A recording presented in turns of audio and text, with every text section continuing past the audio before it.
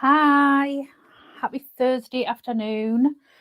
Hope everybody is okay. Let me know if you can hear me okay, and everything's coming through all right. I think I've got the right mic set up. I think I have everything sorted and we are good.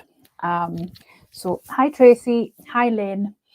Lynn's hubby says hi. Hi Tracy's hubby. Lynn says, was planning on sewing along, but decided to tidy up earlier, and now I've got a big mess. Yeah, my garage where I store all of the hardware and everything is just in need of such a big sort out, and I just keep coming out of it every day and being like, no, that's a job for another day. Today is not the day. So yeah, I don't actually think it's going to be a tomorrow job neither. Probably get done next week, but it needs doing. I hope everybody's well. Just give everybody a few seconds to find us. Hopefully you will have seen from the description that I'm sewing the Penny by Woodland Stitches, which is this pattern here. So yes, normally I have all of my patterns bound, but I haven't got around to doing that one yet, so I must get that done. So I will make sure that I have my controller set up for my cameras. Where are you? There you are. Move over to this camera. I will move everything out of the way. DJ Outdoors, I'm looking forward to watching this pattern. It's a really good sew. I've made it once already and really enjoyed making it. So I'm looking forward to making it again. So I'll quickly run through my pieces, how I've got them cut out, how I've got them interfaced, and what I've used. So I've got two outer bodies. This is in vinyl, so it isn't interfaced. And from the same pattern piece, you just make an adjustment, which is all set out in the pattern. I have two back pockets. So I have one cut out of my accent piece, which is a wool. It's a very fine wool. A wool blend. So I have got it interfaced with some woven interfacing, and then my lining is a cotton with some woven interfacing. So you will just sort of hear me putting these back with my pattern pieces so that I can basically keep myself right. I then have my two lining body pieces. These are a separate pattern piece to your main body pieces. Mine are in cotton, interfaced with a woven interfacing. I have gone ahead and done my pocket already, so I've used the pocket pieces that are in the pattern, and I've just gone ahead and done mine with an accent, as I normally do. I do have, I haven't marked the centers of that one. I do have a video on my channel showing how I put in an accent piece. Sorry, not an accent piece, an accent zipper. So that is linked in the description box, so you can check that out. But just to sort of save a little bit of time on the live, I have gone ahead and put that in. We then have our front pocket, which again is in my accent piece, interfaced with woven, and then a lining piece also interfaced with woven. And these do have the little darts cut out at the bottom.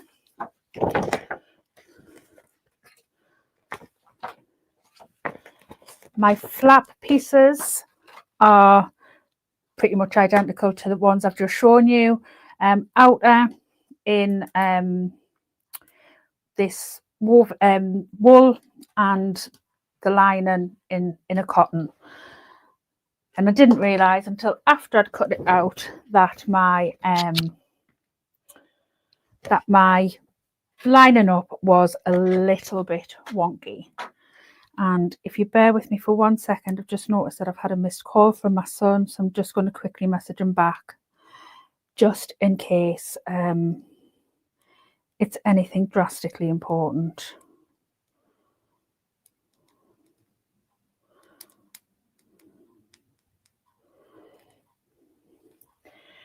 I think he's due to start work, so I just want to make sure everything's all right.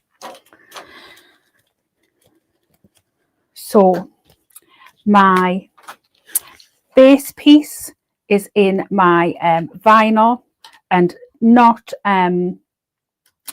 interfaced with any interfacing or anything like that. I then have, oh, everything's fine. He was just ringing for a chat. I'll ring him back in a bit.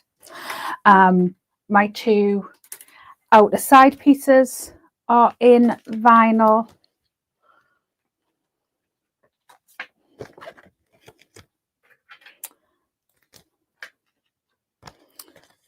My lining gusset pieces, which you have two of, are in a cotton and interfaced with a woven interfacing.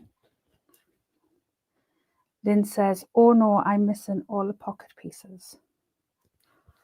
Or do you mean that you haven't cut them out? That's fine. You can go and cut them out later, or quickly go and do them. And then you need some extra little bits, which are additions marked on the front of the pattern. So you need two strap connectors, an upper connector and a lower connector. And I've just got my centers marked with some double-sided tape already on. I have gone ahead and made my strap basically just a double fold vinyl strap. Again, I do have a video linked in the description below. And then the hardware, I have my two rectangle rings, which 25mm. I then have a 25mm strap adjuster. I have one 25mm D-ring and one 25mm lobster clasp. I've also obviously had a zip and a zipper pull to insert my internal zip. And I did, just in case I decided I want to put a magnetic snap on my pocket, put one in just to be on the safe side in case I decided I wanted one. But I haven't decided yet. I'm going to decide as we go along. And then I am going to need, when we get further down the line, some foam. But what I'm going to do is when we get to the point that we put the foam on, is I'm going to just sort of rough cut around those pieces and baste them on. But I'll show you what I'm doing. Hi Julie, hi Donna. Dawn says, I'm here, but I may fall back asleep. It's 6:30 in the morning there. Early start. Brian's here. Lynn, the pattern pieces aren't printed. They're written on the front of the pattern. It gives you the dimensions for the small, the normal size, and then the wide size. Sue's here. So yes. So if you look on the pattern piece, it gives you the measurements on the front.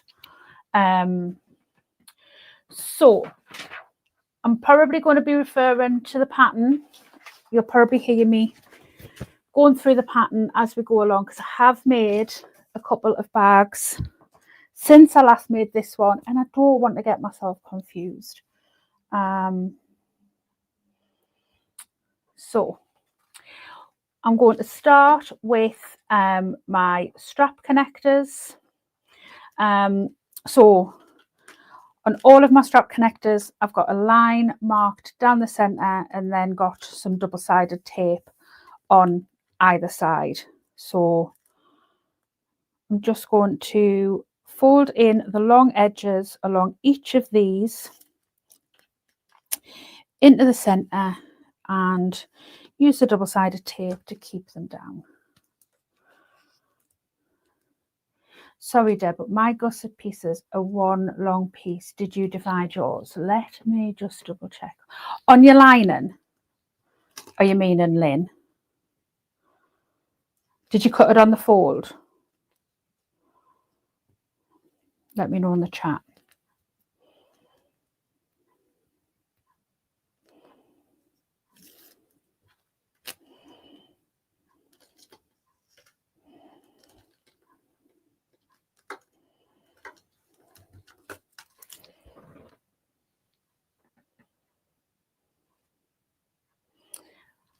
It says 2 on the pattern.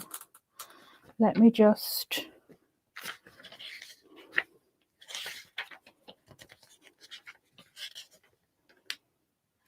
Yeah.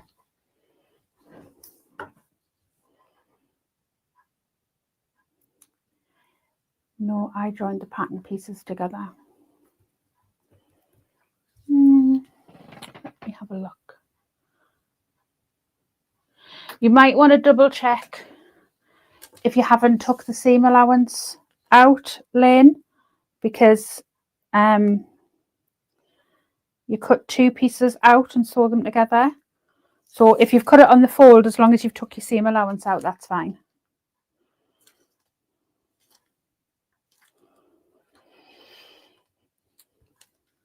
Tracy's saying, could this be sewn in leather? As long as it's not too thick, yeah, it should be fine. I should have possibly prepped a couple of these ones, but never mind. My nails are also getting extremely long and need doing.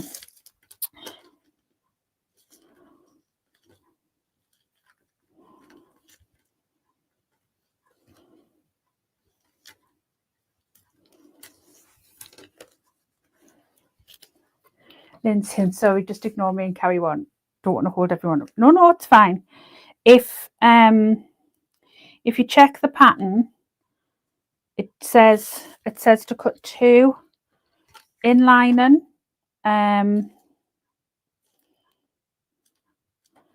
So, but obviously, if you were doing a non-directional print, you could cut it on the fold, but you would just need to make sure that you take that seam allowance off first, so that your piece isn't going to be too long.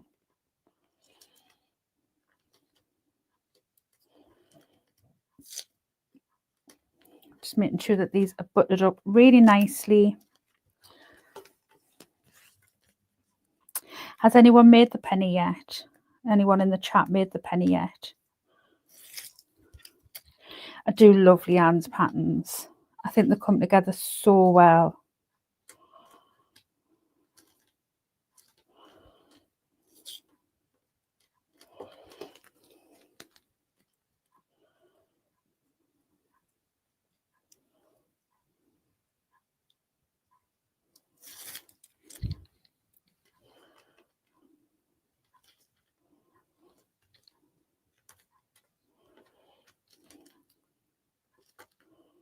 So once you've got all of them folded in, we're going to stitch down using the seam allowance given in the pattern. So all of my top stitching I do at a 4.5 stitch length. All of my construction stitching I do at usually 2.5, unless I'm sewing quite a thick vinyl or leather, and then I'll go up to a 3. I am sewing on a Jack H2 industrial walking foot machine. I've got a number 18 needle in my machine, and I'm sewing with a Tex 45 thread. which I got from Little Stitches Sews, and I'm using, I think it's called Steel Blue. I want to say Steel Blue, but I might be wrong. But it goes perfectly with this vinyl. So using the seam allowance given in the pattern, I am going to sew down using my 4.5 stitch length. It's not really close to the edge. We are stitching a little bit further in because we are going to create another row of stitching further on when we're attaching these. So we do the same on all 4 pieces.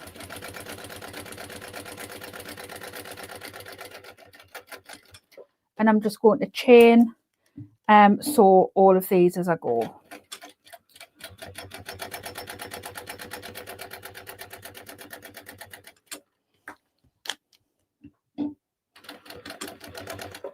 Oh,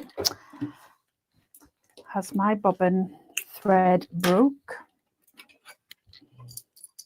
Oh, no, it's run out. That's not a good start, is it?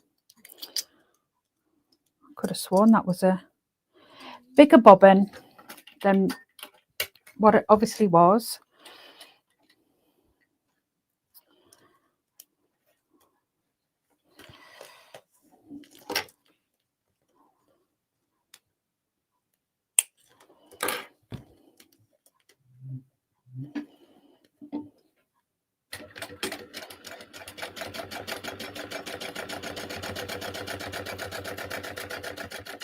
I have got another 2 fully wound bobbins, so fingers crossed we will not run out.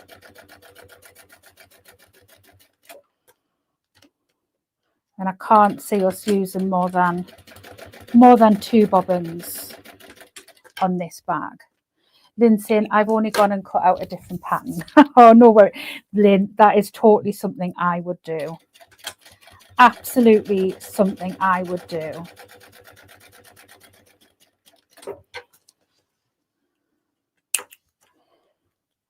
So I just snip in between where I've sewn and then continue stitching down the other sides on all of the other ones.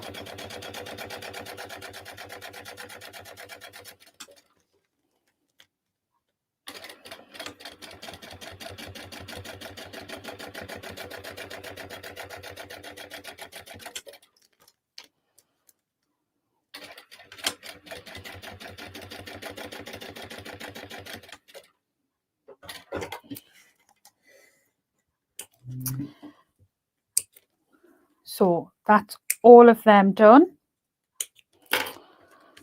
So as you can see, that stitching is a little bit further in than my normal top stitching would be.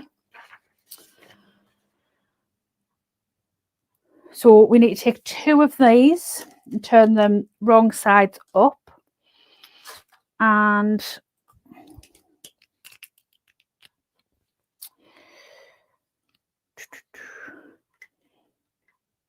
using the mark given in the pattern, make a measurement down, make a line, and what we're going to do is put our D-rings on when I get them.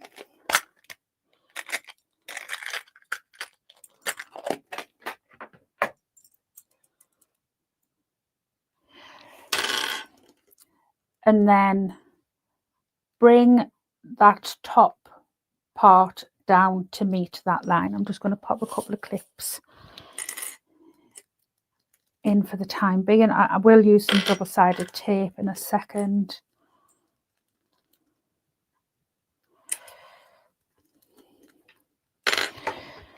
Just move my trolley round. I always forget to do this. Forget to move my trolley round, and then I spend the entire time twisting and turning to find everything.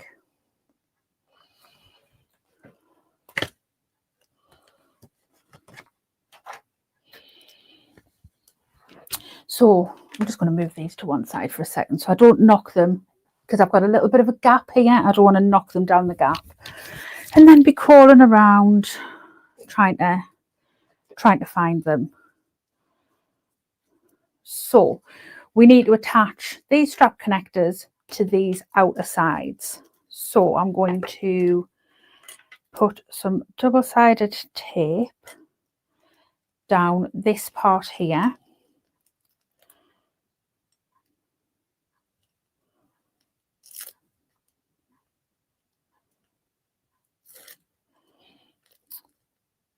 Line up that line,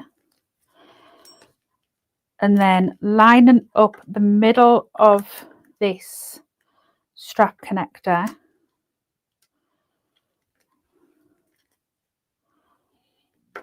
place it on.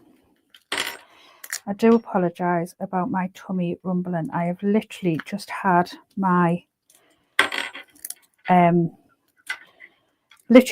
lunch before I came on, and yes, it is grumbling away.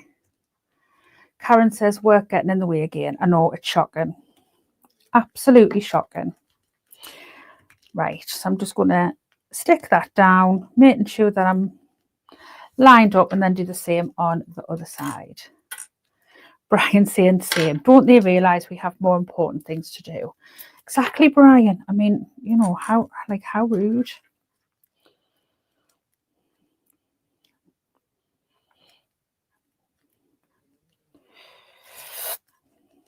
Oh, I'm going to have to start having my dinner earlier, like at breakfast time. Oh, Karen's been in training, doing moving and handling training. I bet that's been fun. Teaching you how to bend your legs, not hurt your back. In all fairness, though, it is quite important. I mean, I remember doing moving and handling training years ago, and I still do use it now. Probably not as much as I should. So what we're going to do now is we're going to top stitch up this outside edge across the top and back down the other side, which is why we made these original stitching lines further in.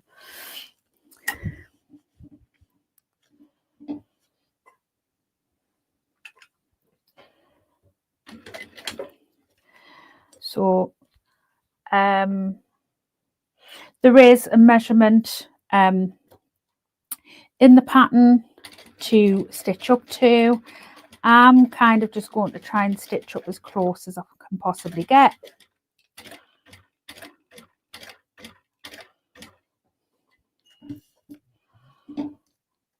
And then come along.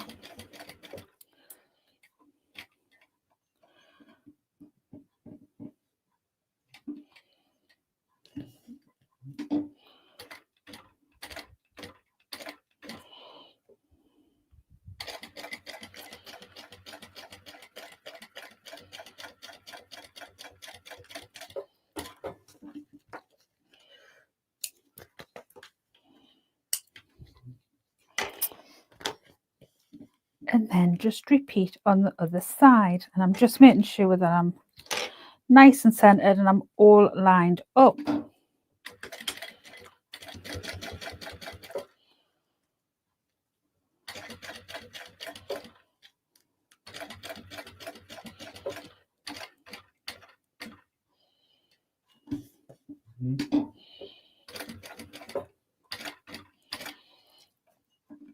And I quite often use my sort of single stitch and then my hand wheel just to make sure that I'm lining up properly.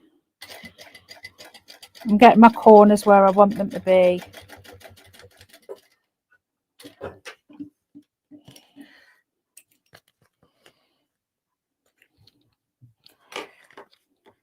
Okay, so these get put to one side for the time being. No, they don't. I'm going to get my gusset piece out.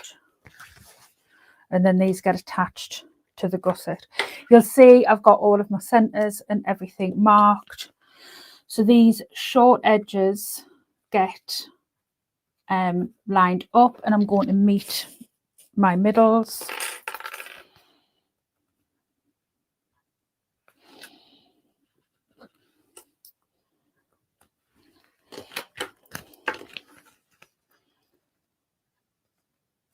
tend to try, if I can remember, to sort of mark my centres of everything, kind of like as I'm like cutting out and prepping, because it does make everything so much easier. Hi Teresa. So these just get sewn together at the seam allowance given in the pattern.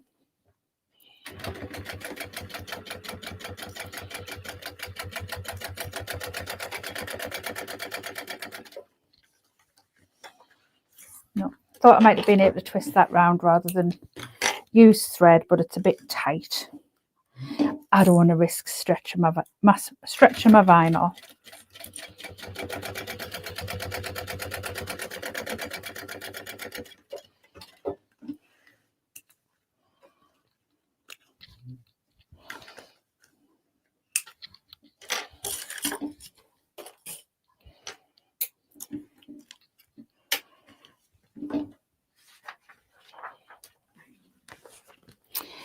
And then we're just going to top stitch down with the seams going towards the base.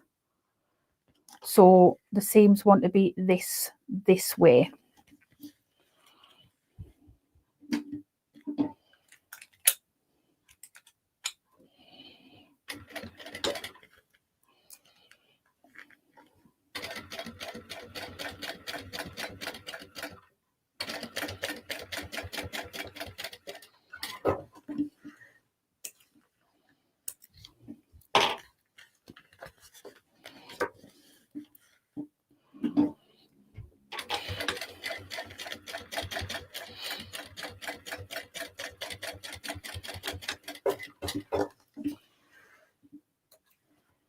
JJ Outdoors says, I've been avoiding patterns with gussets, but I do want to learn to do them. Would this be a good pattern to start with? Any of Leanne's patterns that have gussets in would work well. So this one or any of her other ones, Leanne's patterns always go together like really, really well. Brian says, hopefully the foot guy will be joining. Well, possibly not, because I have got him blocked. But I mean, I can unblock them if you want a bit of fun. But yeah, I'd probably rather he didn't, Brian. It would be fun-ish. But yeah, I did actually find one of his old comments on my video. I sent it to Dawn earlier on saying, is this him? She was like, yep, that's him. So yes. Ugh. So I'm just going to prep my foam bits now.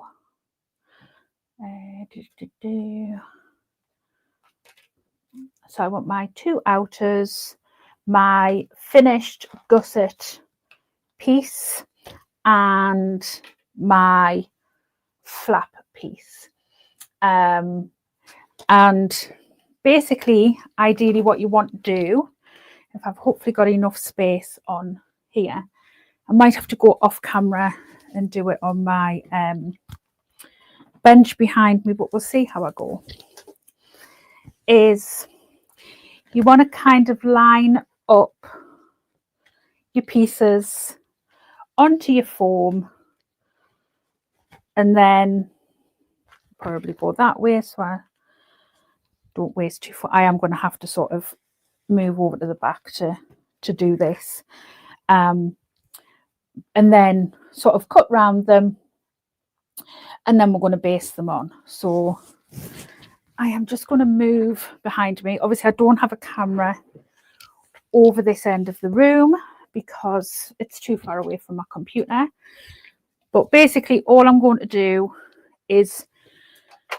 sort of rough cut the foam around these pieces. I am going to use a little bit of this just to help keep the foam in place.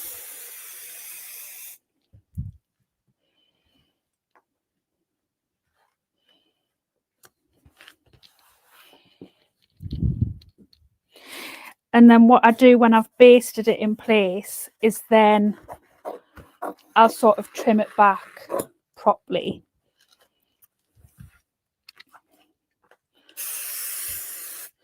So when I'm popping the spray on, I do make sure that I'm not spraying within my seams as well. So just hopefully so I don't gunk up my needle.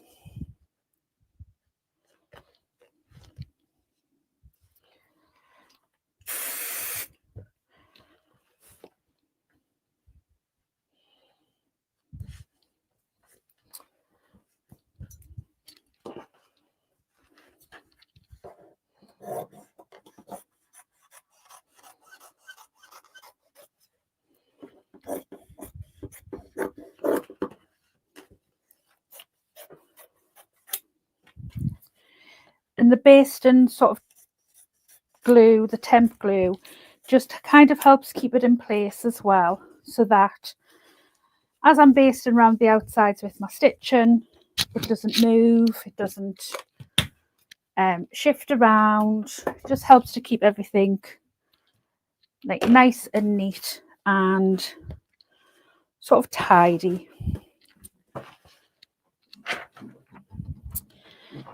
So I'm just going to, so you can see there, I've just sort of fussy cutted round. I haven't been too particular. And then I'm just going to baste. Oh, I didn't probably put enough spray adhesive on that bit. I'm just going to baste within my seam allowance. I'm kind of going to use a stitch length of about 6. Just really carefully all the way around the outside, and as I'm going, I'm just making sure that this is lying nice and flat.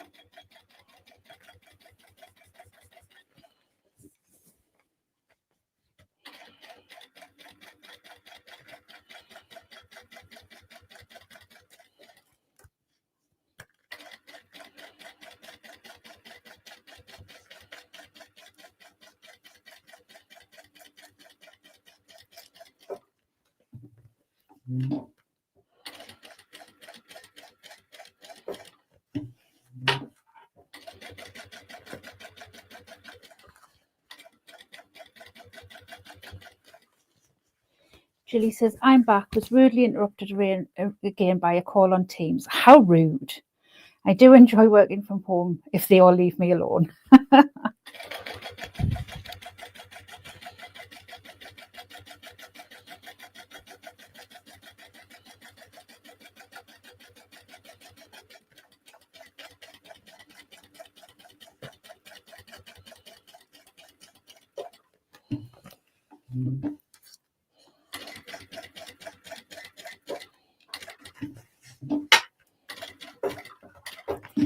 So that's that one basted. I'm just going to pop that to one side for the time being. And then just quickly go around the others.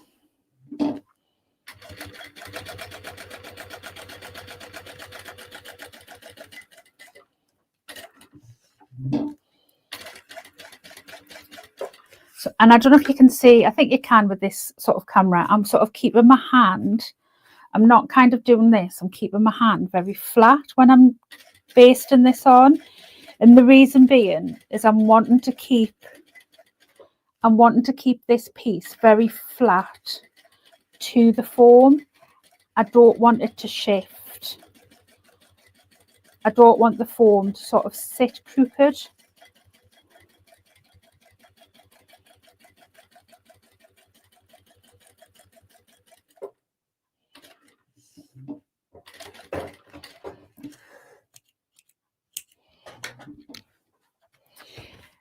And I just find sort of having your hand sort of in this position, nice and flat against the vast majority of the pattern piece, helps to sort of keep it where you want it to be. Don't be frightened to sort of stop, reposition it if you need to. You know, make sure that it's all nice and flat and how you want it to be.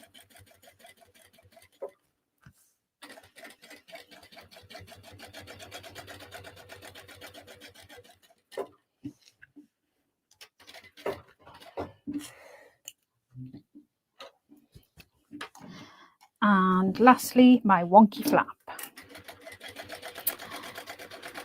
I did not notice when cutting this out that it wasn't quite straight, but hey, that's me.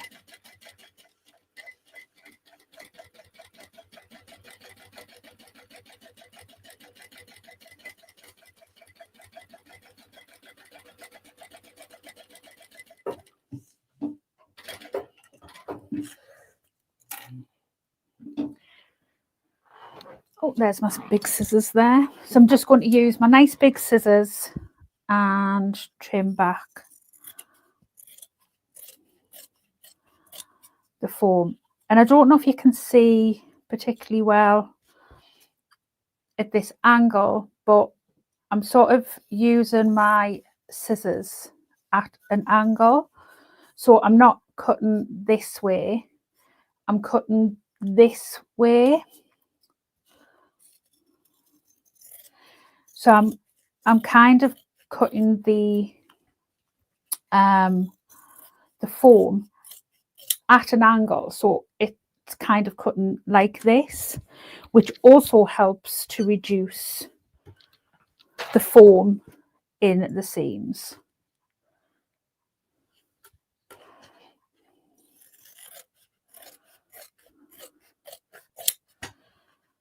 Just make sure I'm trimming back any loose threads as well as I'm going.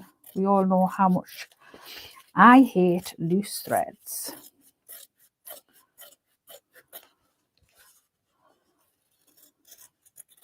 So I'm making sure that I'm not going through my stitching.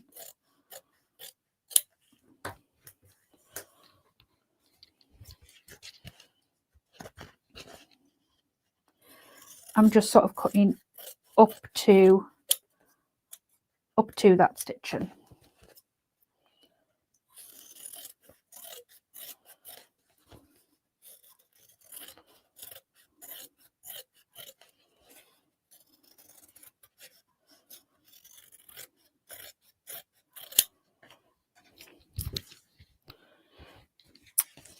And then lastly, my gussets, I will hang on to these bits because they are good for using as anchors for purse feet, etc. if needs be.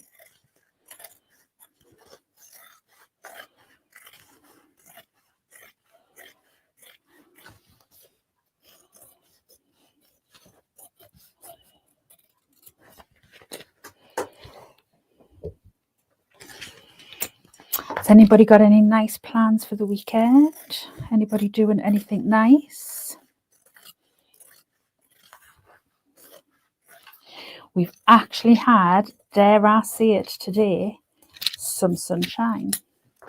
I came into the sitting room earlier on and there was Hamish, who very rarely ventures off his bed, laid sprawl out in the middle of the living room where the sun was coming in. And you know, when you have one of those patches on your carpet where it's just the sunlight, literally sprawled out on the middle of the floor, enjoying the sun.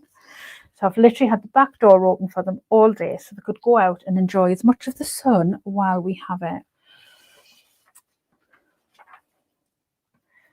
Right, I'm going to pop all of these pieces to one side for the time being and get my back pocket pieces, so basically the front piece and then my lining pieces. Lynn says getting my hair done and then visiting my youngest. Oh, that would be fab. Oh, Tracy's setting up her static caravan at Filey, staying for 2 weeks. Oh, do you have a sewing machine that you take with you, Tracy? I'm sure, I think we've had this conversation. You do, don't you?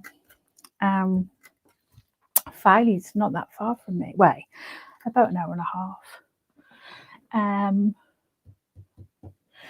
So right sides together, I'm going to stitch along using the seam allowance in the pattern, remembering to change my stitch length.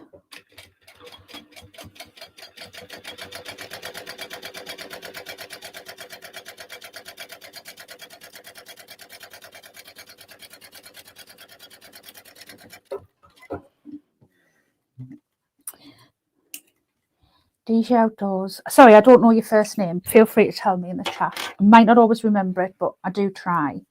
That is a beautiful colour. Planning on some garden. The weather is in the 70s here in South Texas. Yeah. What 70s in that sort of 20s, isn't it? The sort of 20 Celsius. That in sort of UK speak. That's just nice, isn't it? That's just nice weather. Not too hot, just nice. So I'm basically just turning it wrong sides together, making sure everything lines up nicely, and I'm going to top stitch down along the top, and then I'm just going to baste all the way around as well, just to keep the seams together. The reason that I'm going to baste it, even though we are going to be adding it onto another piece and basting again, is just once these pieces are basted, they're going to act like one piece, so it just makes it much easier to work with. Name's Donna. Welcome, Donna. I might not, if you come on another chat or another live, like I might not always remember, but just remind me. Like I'm not precious. I do have a memory like a sieve. I've got 3 kids, 2 girls, 1 boy, and I rarely get the boy's name right. He gets his sister's names before he gets his name.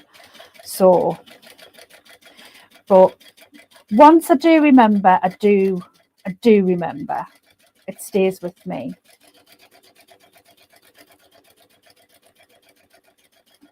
So I'm just basting around this within the seam allowance.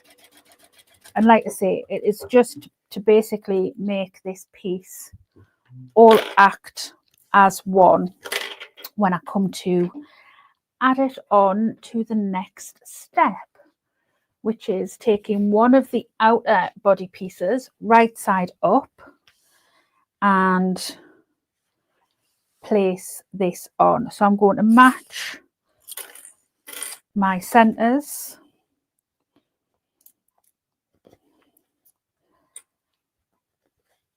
and just line it up sort of neatly all the way around, clip it in place, get that one that I chucked earlier on, send over. It's wet and cold here. Oh, well, it could well be here by now because I'm in the sewing room with the curtains closed, so it could well have changed, but it was lovely earlier on.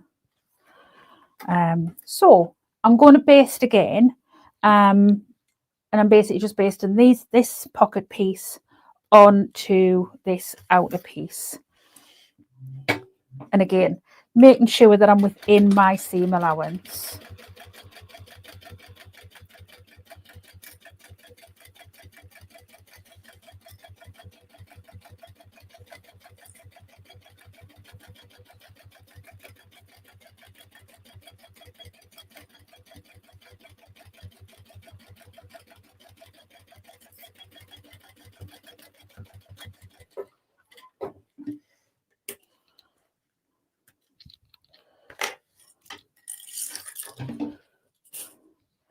So that can get put to one side.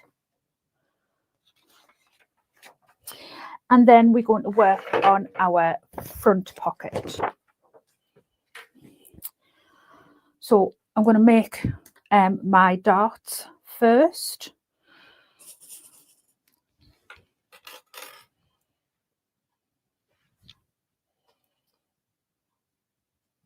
So we are basically just going to fold over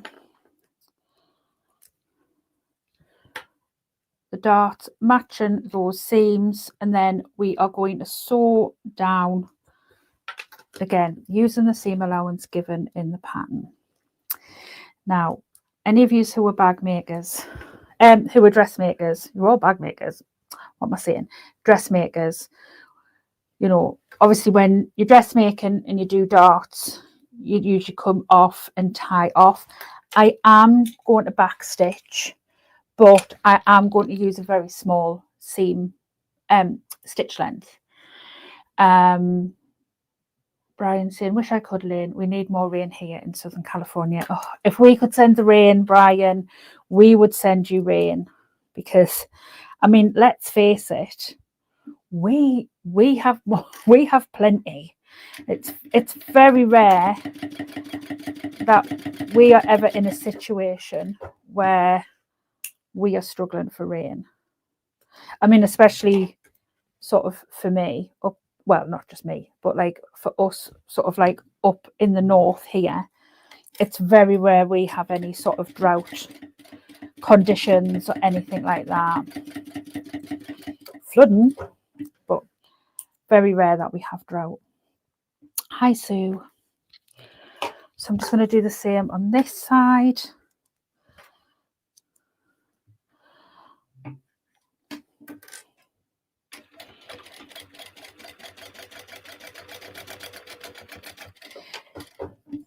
The one thing I do love about our weather, although I don't love it when it's wet and it's windy and it's rainy, is it does make for beautiful countryside. We do have some absolutely beautiful countryside where we are, very green. Obviously have lots of lakes, and yeah, so might be very British a lot of the time and whinge about the weather, but it does mean that we are lucky in a lot of other ways for things. So I'm just trimming back this seam allowance to about 1/8.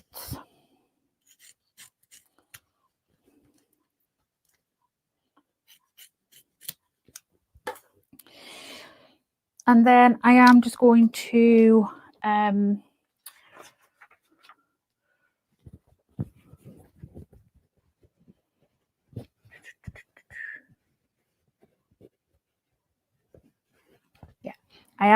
repeat the process that we did before, and right sides together and sew along the top, turn and top stitch. Lynn saying she would swap, I'm presuming with Brian anytime.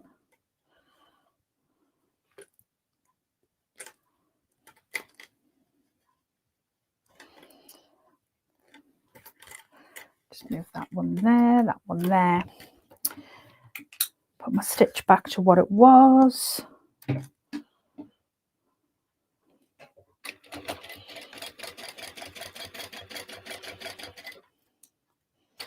Donna's saying they need rain desperately there. It's been a long drought, yeah. Some of the weather over in America has just been awful. I've got to say that I'm really quite bad. I don't follow the news. I don't watch the news or anything. Mainly just because, you know, it's doom and gloom. It's yeah, they never report on nice stories, and I've been that way for years. When my youngest was very little, she used to get very anxious when the news was on, so I just basically stopped having it on, and I found, oh, I actually prefer this. So sometimes things will happen and people go, did you hear about such and such? And I'm like, no, I've got no idea what you're talking about. But I have obviously seen quite a lot of the things with, you know, the weather and stuff that you guys have been getting, and yeah, it's so scary. Brian saying, to be fair, today's hot weather puts us on another fire watch, so I'd be okay with rain instead. We shall do a rain dance for you. We shall pray for some rain. So I'm just basically matching up these darts. so that they're all nice and neat. And then matching up my centers. So it's basically so I know I've got everything nicely spaced out.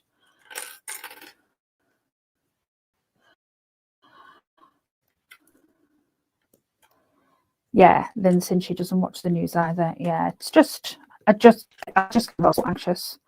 And yeah, I think I can control certain things. There's other things I can't control. So yeah, like I say, I stopped having it on when Neve was little, because she was a little Miss Stress Head, black heart. She's still the same. She's no different. She's just a little bit of a bigger Little Miss Stress Head. Donna says, I do not watch the news, too depressing. Yeah, it's just, I mean, you know, I try to keep up to date with something. Usually Andy tells me, so he keeps me informed. And then sometimes I'll just say, don't tell me, I don't want to know. It doesn't involve sewing or nice things, just please don't tell me.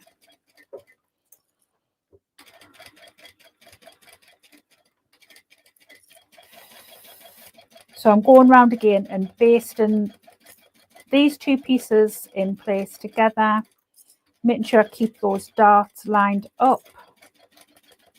If you need to adjust those darts as you're going around and basting, then do so.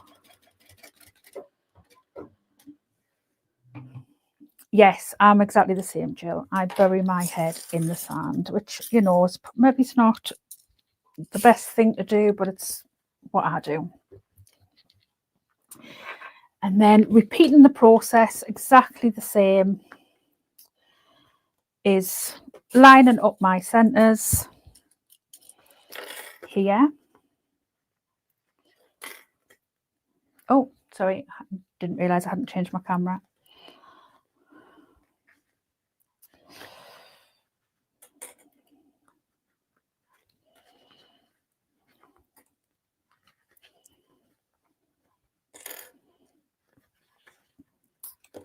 And then just match the sides to fit.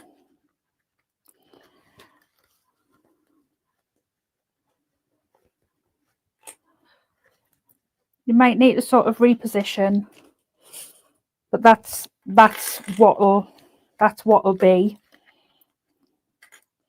because obviously this this pocket is shaped, so obviously when it's full, it's got extra space. Tracy's saying, is your internet breaking up? I'm not sure. I haven't got any things. I normally get a little signal to say that my internet's not great. Did reset it before we started because I knew it was acting up yesterday. Let me know if you're still having any issues, and if because obviously Sophie is at home with it being half term, I will boot her off the internet. Well, I'll not boot her off the internet. I'll ask her very nicely to come off the internet, but hopefully it should be okay. Darts in the pocket is kind of unique. Yeah, I love this. I love this look. It's fab. But yeah, Tracy, unfortunately where I live as well, I don't get the best internet. Although I live in a really big town, I live in a really industrial town. Because I live right on the edge of that town, they keep forgetting about us when they're installing all of the broadband and fibre and such. We had some workmen in the street the other week, like internet fibre people, and as I was coming out of the street, I stopped and I was like, oh my goodness, are you like, are you updating the internet? Like, are you just putting fibre in? He just sort of laughed at me and he was like, no, sorry. But I just got the impression that I must have been about the 10th person that day to ask, because everybody must have been like, oh my goodness, are we getting better internet? But alas, no, we weren't. So I'm going to oh, I should have put my bottom closure in before I basted that down. Not the end of the world. I can fix that. Tracy's saying it's gone clear again. Hi, Cynthia. Right, I'm just going to baste those two ends together, just so I'm not having to use a clip to keep it together. So I should have put my my strap connector to my pocket before I attached it to my outer, but that's fine because it's literally just going in this bit here. So all I'm going to do is just unpick a section of my basting, which isn't easy when you're using thread that is very, very similar.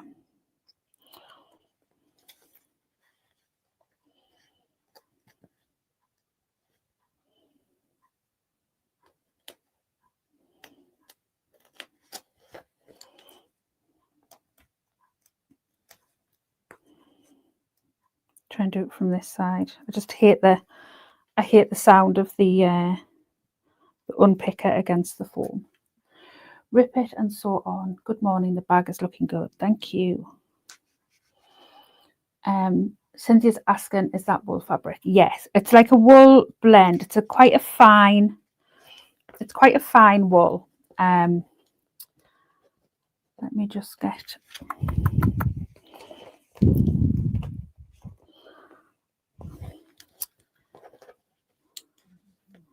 trying to figure out which of these stitches is my basting stitch. It's not a do you know what it is? Am I going to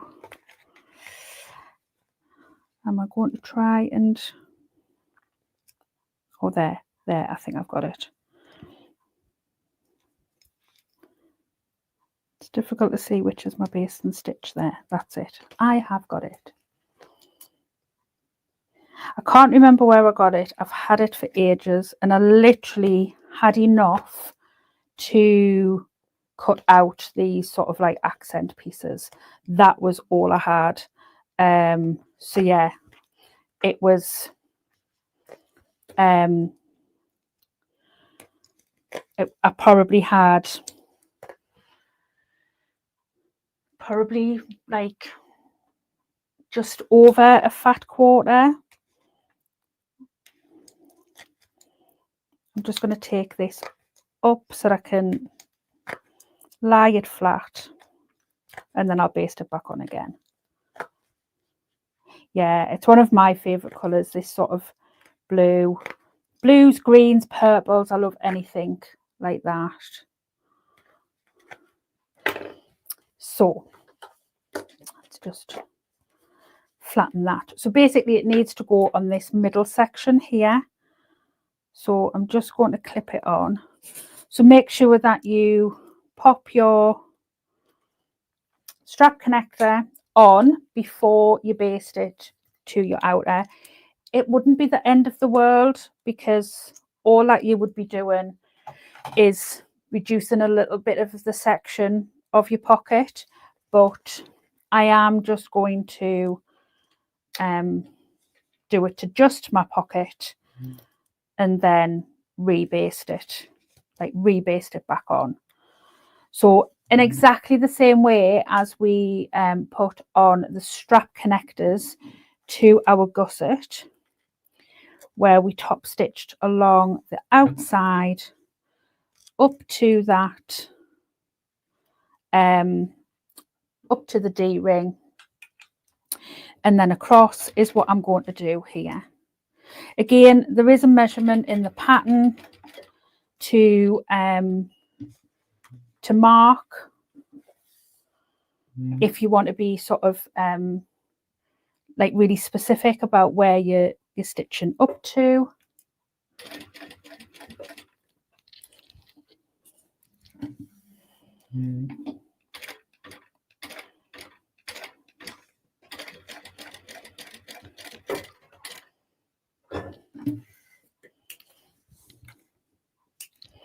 Okay, and then I shall rebaste. Wouldn't be alive if we didn't make a mistake.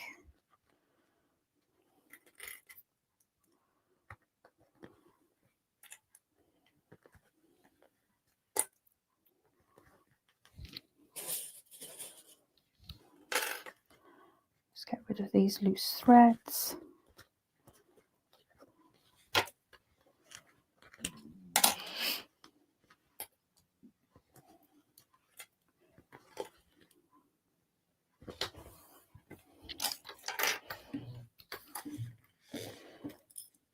Okay, so just rebase that in place.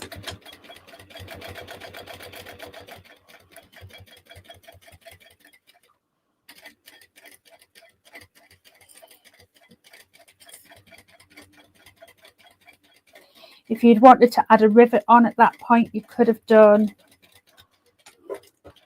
I am low on brass rivets, so I can't. But I think it's going to be really secure. It's going to be fine. So yeah, but you would obviously rivet before you put it on. But if you did make the same mistake that I did, you probably could just sort of stitch it into this seam and it not be attached to the pocket and it just be loose. That would work fine. That would be okay. So the flap piece. So this is where I had to sort of really think, because I kept putting my pieces the wrong way, because I just couldn't get my head around how it went together. But you follow the pattern and it does work, because when you think the pattern's wrong and you do it the opposite way, that's wrong. So the pattern is right. So what you want to be doing is getting your accent piece, so the piece that's going to be on show on your flap, right side up, with the last closure piece that we have, also right side up. And that was what I was sort of couldn't work out. I kept thinking that's not going to work, but I promise you it does. And we're just going to baste this along this bottom section here. So just within the seam allowance, matching up the centre where I've marked my centres and matching up the centre of the strap connector, baste that in place. And then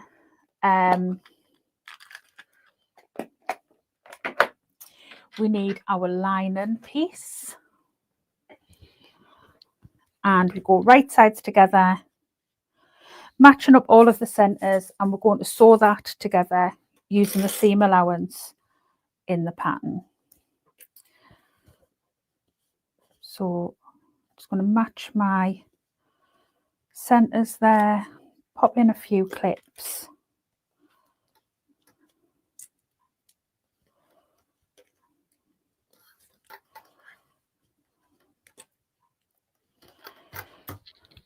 Okie dokie. I knew I had a loose bit of thread there. So just put my seam guide on just to keep me right as I'm sewing round.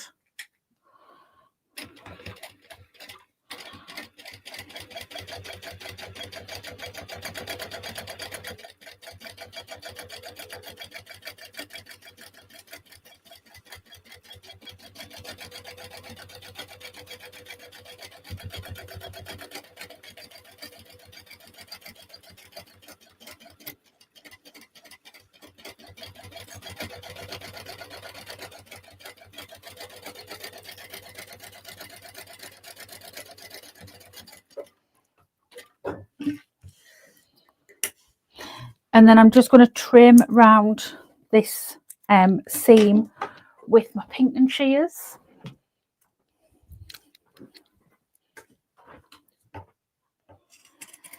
And just making sure that I don't cut through that that seam.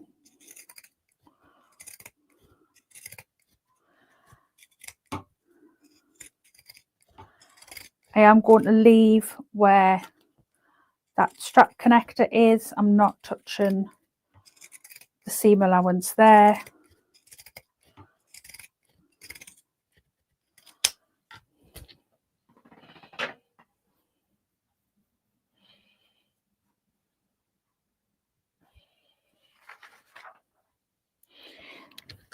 And then we'll just turn this through.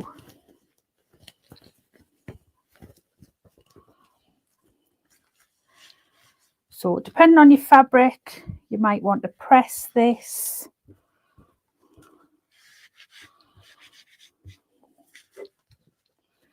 I'm just going to, Donna says, you do those curves so nicely, you make it look easy. Lots and lots of practice. So I get it wrong all of the time. If you watch me, Donna, you'll see I get stuff wrong all of the time, but that's part of the learning. I'm just popping clips in. One of the things I like to do as well is I like to have this top seam matched so that I know that is all nice and even.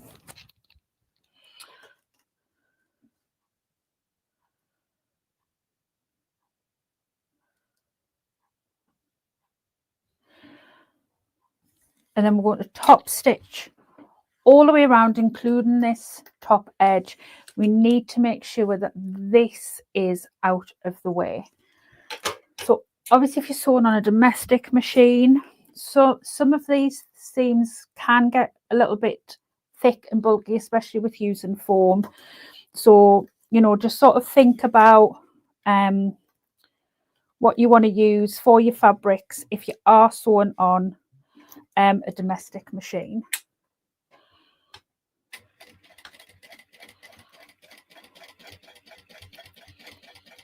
Using things like a walking foot or a Teflon foot does help. Things like these sort of things, a hump jumper, help you get over bulky seams as well.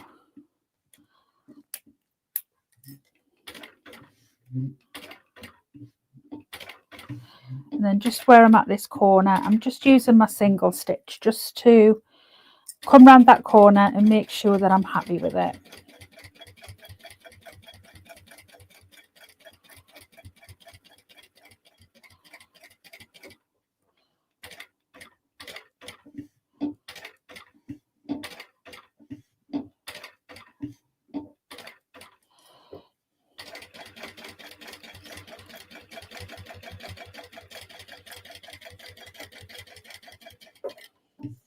And then I'm just going to close up this top edge.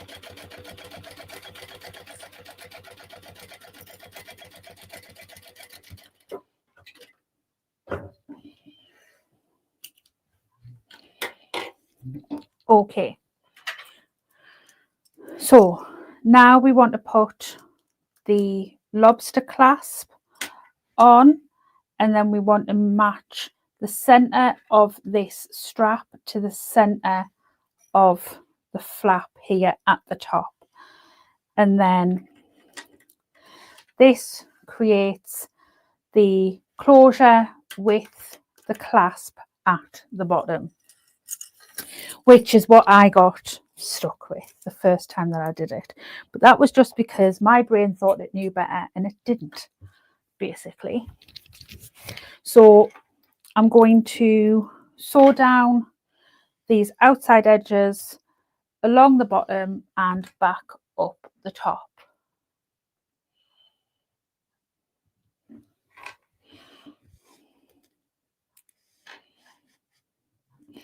Again, you can use measurement to measure like down at the bottom here to where you want to stitch to.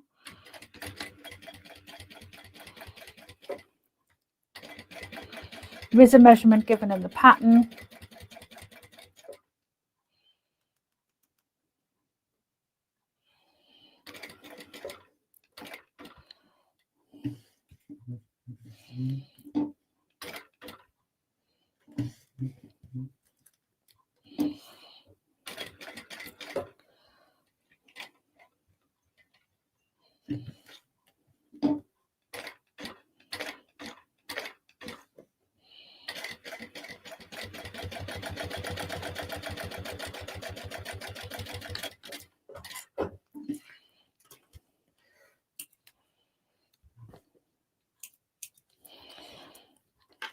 And then if you want to pop a rivet in here, you can do that. Is advised in the pattern. Like I say, I am short on brass rivets, so I am going to omit that step. It's optional. You don't have to do it.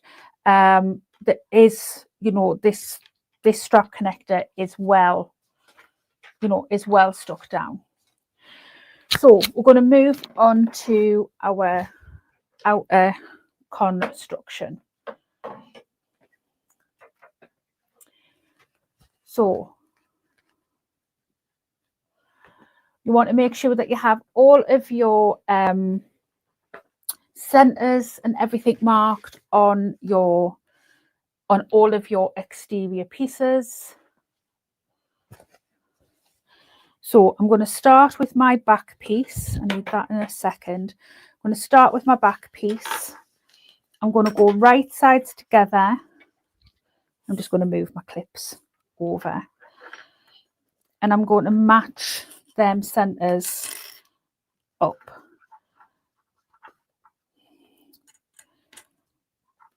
And I'm going to clip along all of that straight edge, put a couple of extra clips in. And then I'm going to bring this edge up to meet the top.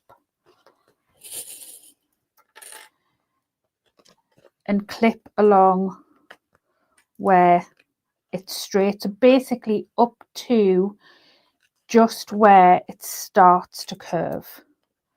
So I'm going to clip to there. And then I'm going to do exactly the same thing on the other side.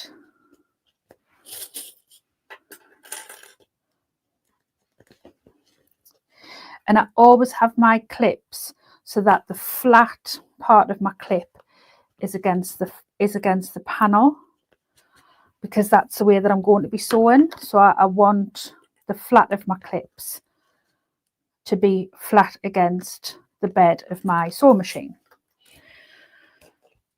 So I'm going to clip into the gusset to get it to fit onto this panel.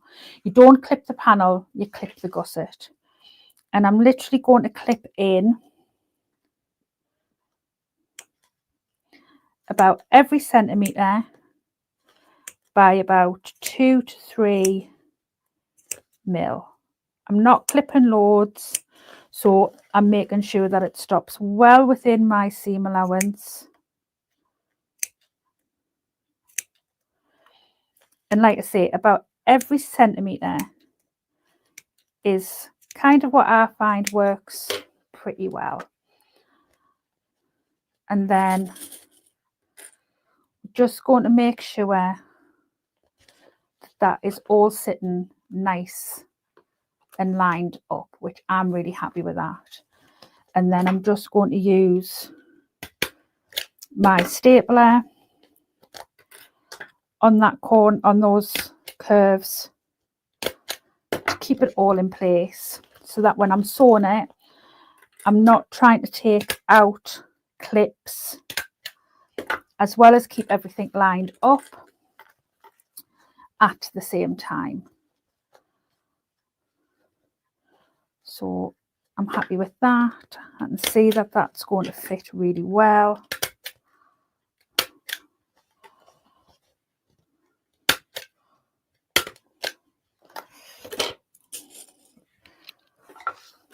So I'm going to sew this seam here at the seam allowance in the pattern, and I'm always sewing with the gusset to the top, because this is where the excess material is, and I want to kind of be able to move that out of the way and have the flat of the pattern on the flat of my machine.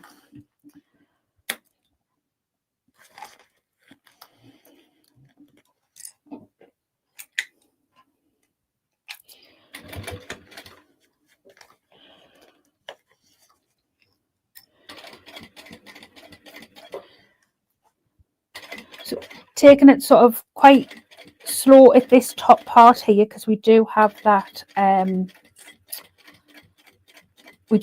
D-ring there, so just making sure that we're not catching that.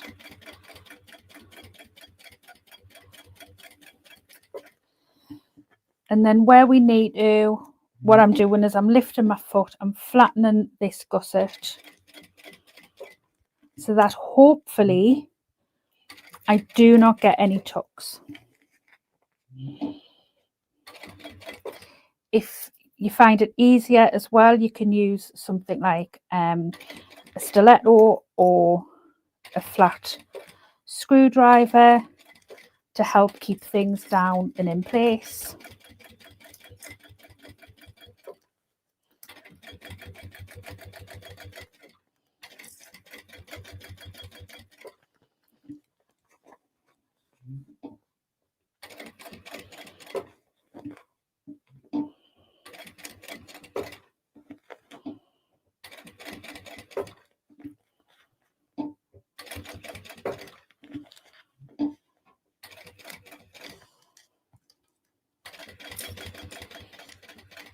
And hopefully you can see from that camera angle where my staples are out of my seam allowance, but it just means that I don't have to battle with clips, as well as keeping everything lined up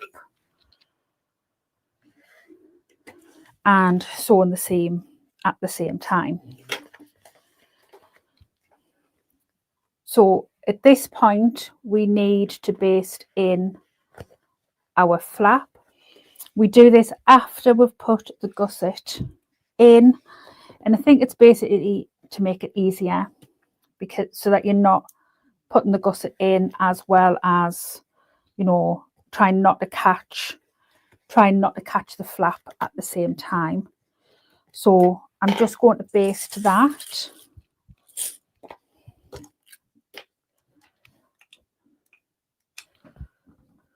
So that goes in right sides together, and then just baste it in place.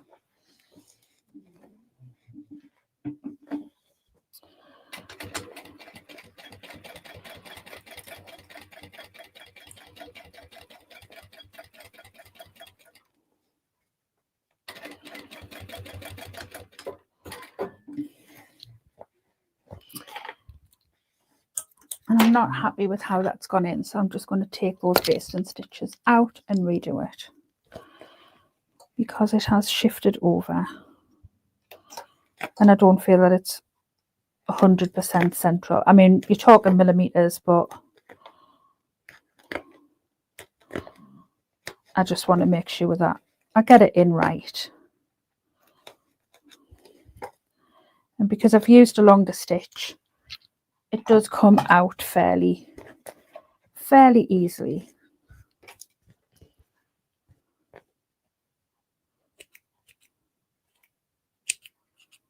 I have to have a good hoover up in this sewing room.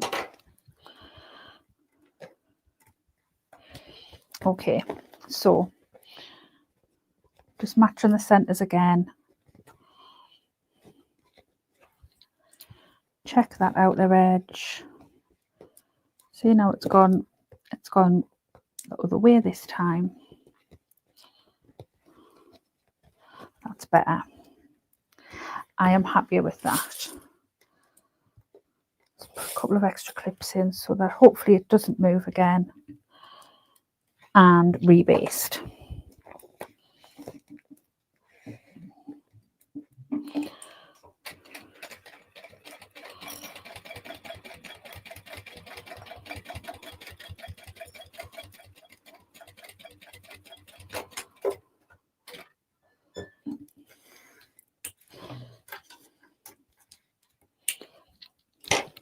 Yeah, much happier with how that one's gone in that time. So I'm going to repeat the process on the other side, and then I'll take my staples out and clip all of my seams.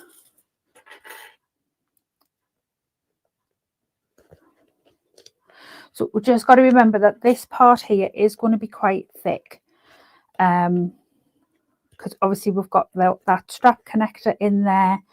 So, you know, you may want to think about having home jumper to hand, or, you know, just a scrap of vinyl to use behind your foot to help get over those bulky parts.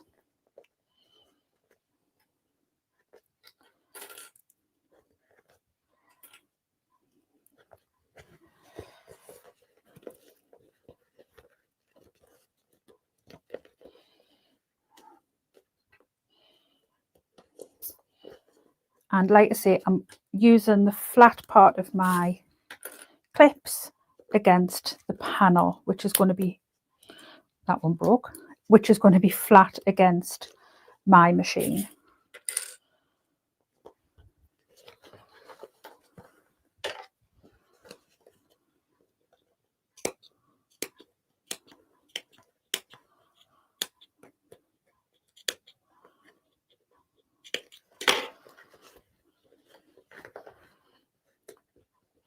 And then just checking that it lines up well.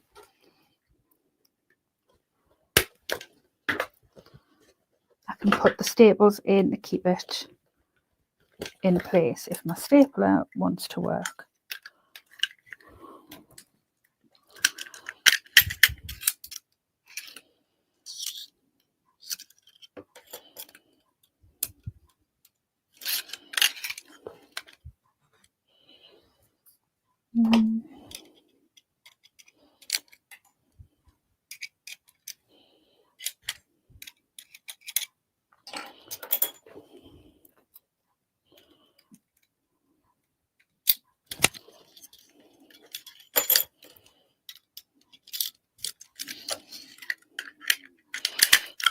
Yeah, fingers crossed that's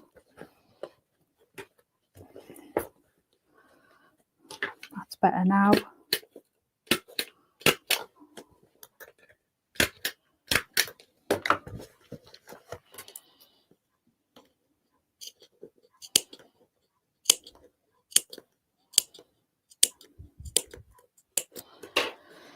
Donna says, sorry, got to run, but I'll check the replay when I get back. Absolutely no problem, Donna. Thank you so much for joining us. Hope you have a really lovely rest of the day. Okay. So I'm just going to do exactly the same again, except I'm going to move them staples out of the way so we don't have an accident.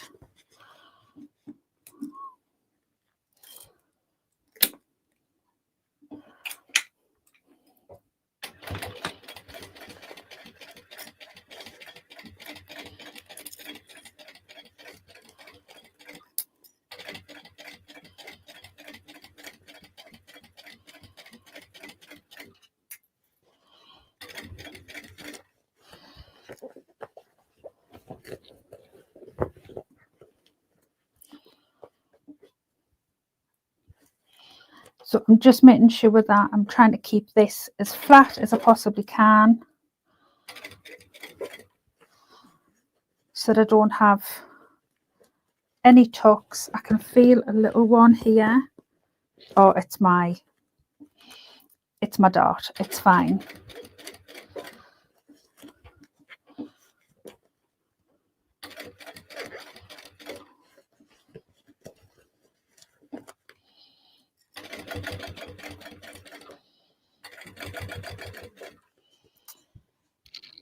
Tracy's saying, would it be possible to cut separate pattern pieces and glue the fleece out of the same allowance? Absolutely. You could cut smaller fleece, smaller foam, and then like use an interfacing to fuse it in place. That would work as well. which is maybe something that I would do.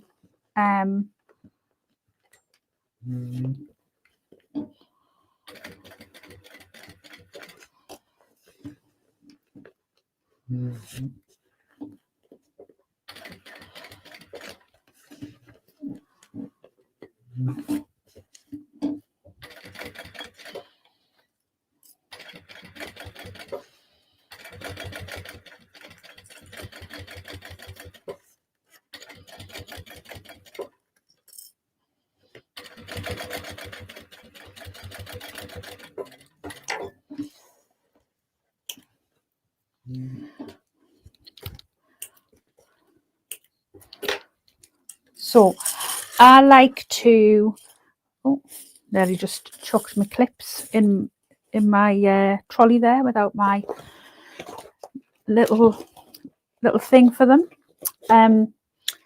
I always like to take out my staples before I trim back my seams.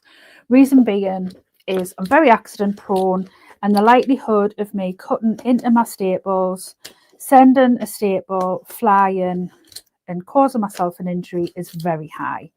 So I just like to quickly take mine out and then trim my seams back. If you cut the staples out as you're trimming the seam back and that works for you, then that's great to do that. But I do get a few people sort of saying, why do you bother taking the staples out when you're trimming the seams back anyway? You could just cut the staples out. I could, but I am accident prone. So I try to mitigate the amount of accidents I have. Lynette says, lovely fabric selection. Thank you. So I'm going to trim back bar about an inch at the top of this seam.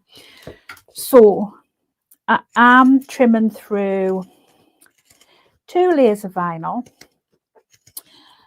wool and foam. So it isn't the easiest, I'm not going to lie. When I did my other penny, I used actually a much thicker wool, which I mean was beautiful. I absolutely loved it. And trimming back those seams was, I'm not going to even attempt to trim back here. I'm just going to skip past it, and then I will just use my snips to take back that foam. But I'm just taking my time, sort of working my way through it, because it is worth using the pinking shears to cut back as much of the seam allowance as you can. You can, if you want to, and I'll show you what I mean when I do this one. Where's my other scissors? So because this was basted in, we can, pinking shears are a great hand workout. They absolutely are. You can, if you've got scissors that will do it, kind of come in and cut through the foam, but it can be a little bit difficult. Like, it isn't the easiest. You've got to have scissors that have sort of quite a sharp, sort of pointy end, and you know, it can be difficult to work around. So I just tend to cut all of mine out with my pinking shears, and then, sorry, I shouldn't have put those ones away. Because I've cut back with the pinking shears mostly, like the basting stitches, is I'll then go in and try and take out as much of the foam as I possibly can.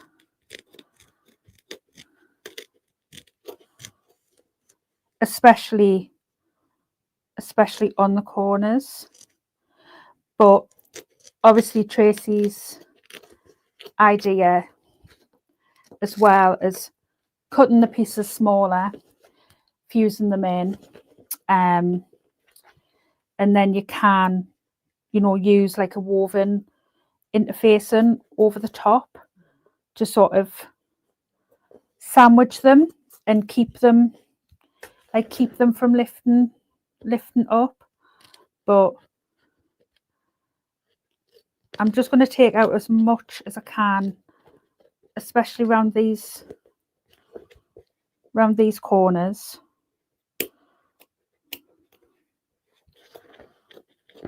Because that's really where we need to kind of get rid of as much as the bulk as we possibly can.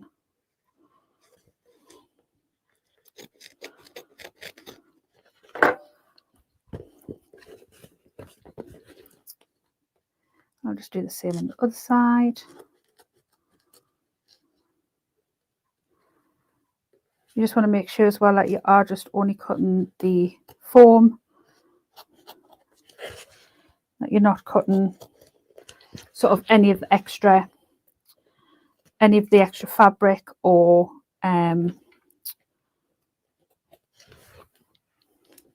your, can't think of the word, stitches. So I'm just going to do exactly the same thing on the other side. Just trim back as much as I possibly can. Oh, except I haven't took out my staples. This is what I talk about when I'm saying that I'm accident prone. Lynn says, got to go, we'll rewatch when I've cut out the right pattern. No problem. Out of interest, Lynn, which one did you cut?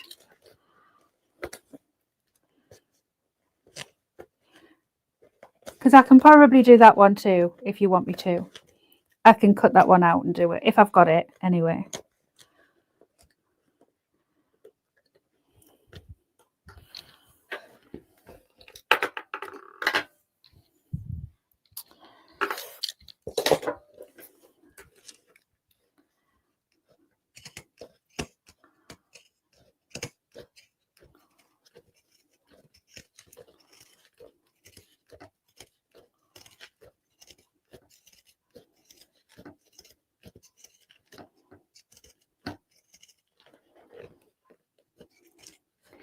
Where's Andy when you need him? I could be saying to him, Andy, you trim this back for me while I start and prep the next bits.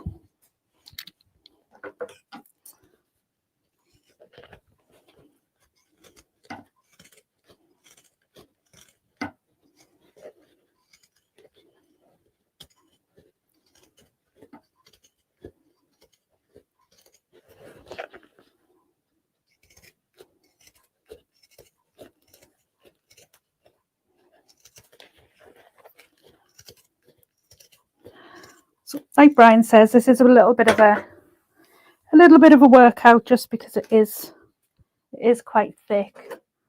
Might get this straight edge actually with my other scissors, because the main bits that you need to focus on with your pink and shears is those corners. Let's just take out that bit foam there.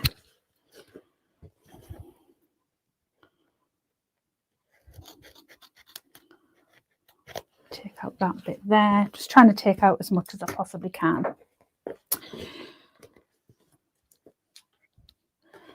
So, and the other thing that I like to do is I like to baste open my seams, because I find that when it comes to putting the bag together, it makes it a lot easier. So I will just squish it under my machine, have those seams flat, and within the seam allowances,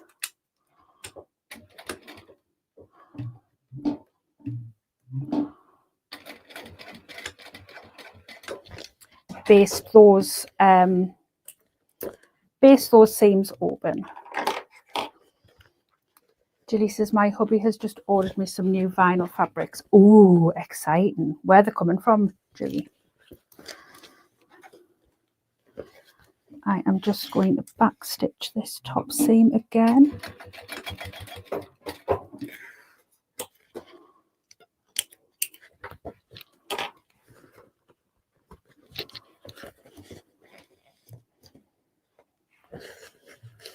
It's the other way around in our house at the minute. Andy keeps sending me links to fabric and I'm like, hang on a minute.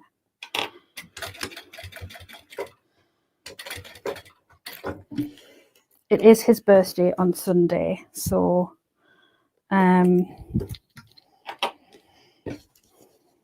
might be nice and treat him to some more bits and pieces, but we'll see. He doesn't know what he wants. Well, he says he doesn't want anything, but he'll be getting something, so he might as well choose what he wants. You're right, Tracy. Gilly's husband is obviously a keeper if he's buying our vinyls.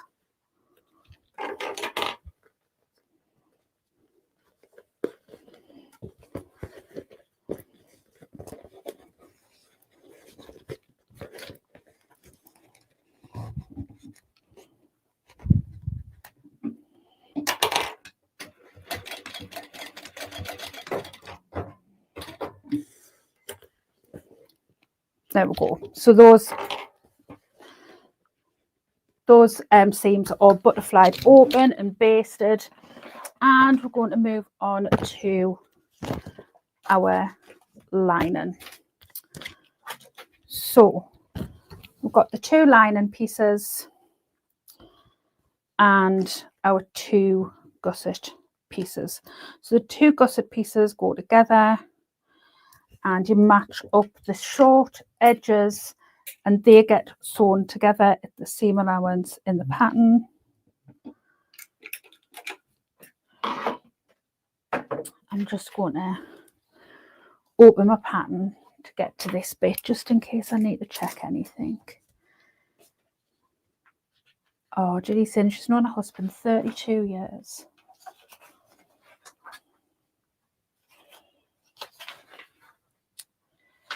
I've done that.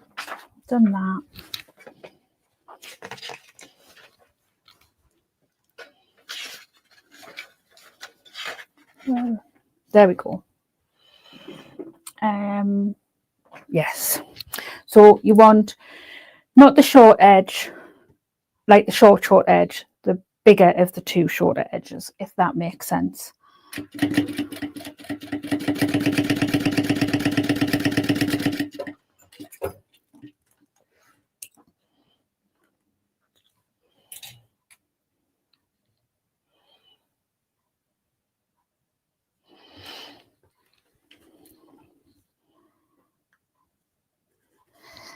And then I'm actually going to top stitch down each side here, just for like a little bit of decoration. Like you can top stitch towards one side if you like, but I'm going to top stitch down each side and butterfly that seam open because that's what I like.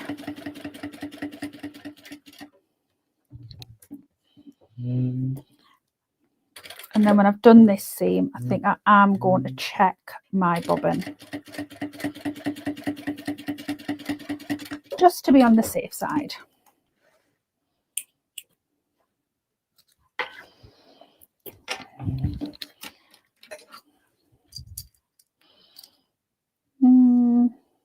Got about a quarter. So keep going, but then make sure I check it before I do my top stitching. Somebody shout in the chat to double check my bobbin before I start top stitching, because we all know how I forget. So obviously my lining pieces, I've already done my zipper pocket using the normal method, and I've left the bottom open. So I'm going to line up that centre seam with the centre marking on my exterior piece, and exactly like I did on the exterior, I'm going to line up all of those straight parts.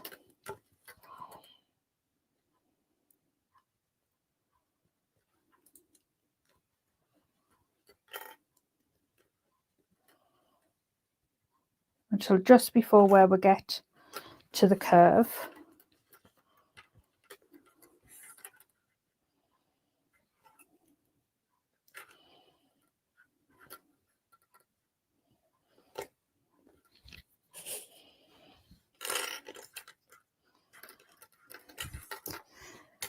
And then clip into the gusset. And I'm doing the same about 1 centimetre apart and about 2 to 3 mil down. Now, instead of using staples, I don't always like to use staples in cotton. I'm going to use pins, and I'm going to put them in at this angle, so at a horizontal angle to what I'll be sewing, because controversially I do not take them out as I sew. I sew very carefully over them, so that again I don't need to take out the pins and try and keep everything lined up at the same time, because you do find, like on the gussets when you're sewing them, if you're trying to take pins out or clips out at the same time, like this gusset will sort of shift and it will like misalign.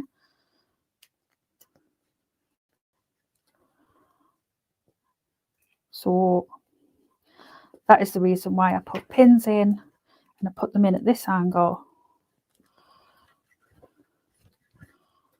And I'm just trying to make sure that it does line up nicely. You do still sometimes, especially in lining pieces, I find anyway, still sometimes get tucks and puckers, because we are taking the seam a little bit bigger. Oh, thanks, Donna. So we're going to start the seam at the seam allowance given in the pattern, and then we're going to increase it so that the lining is smaller. Couldn't get my fabric underneath my foot there. It's going to increase that the lining is smaller, or does it? I don't think it does on this one, does it? Because is the lining cut smaller? Let me just double check.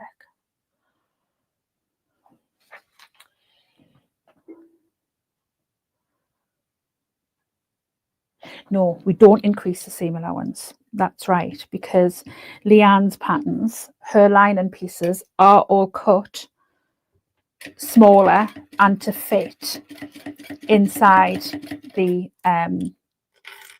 bag perfectly. That's because I've been sewing so many bags in between, and so many other patterns you do have to increase your seam.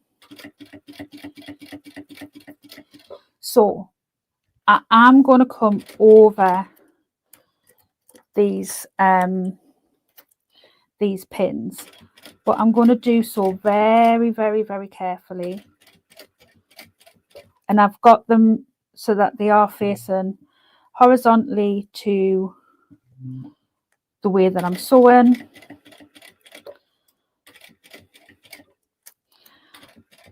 So that I'm not as likely to catch them.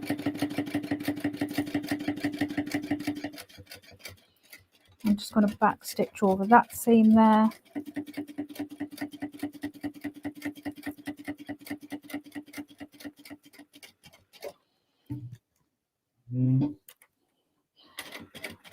And exactly like when I was doing the exterior, is as I'm coming around, I'm just lifting my foot and I'm just spreading out that excess fabric that is in the gusset, just to make sure that it's lying nice and flat. And it is so much easier to sew a gusset. Yes, Donna, the lining is smaller anyway. I did realise that as I was saying it. It is so much easier to sew a gusset in a lining when the lining has been drafted smaller and you're not having to increase your seam allowance, because you don't get those tucks and creases and what have you. Like, they do tend to just go in so much better.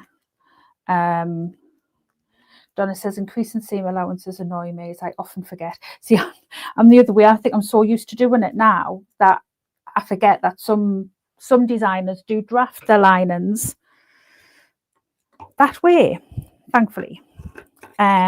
So I'm just going to trim down this seam. I'm not trimming down the very, very top.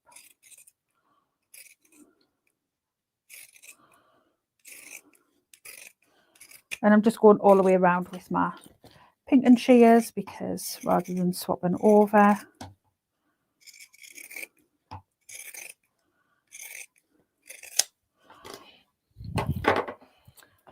And I'm just going to give my machine a little wipe at the back, because I've got a little bit of excess oil. And then I'm going to do exactly the same thing on the other side, but I'm going to leave an opening for turning. So literally from there to there, I am going to leave for turning, because it is slightly bigger than the zip. Not much, but slightly bigger, so it is easier to get the bag turned through. So I'm literally putting a clip there and a clip there, so that I know that that's where I'm going to be stopping and starting my seam.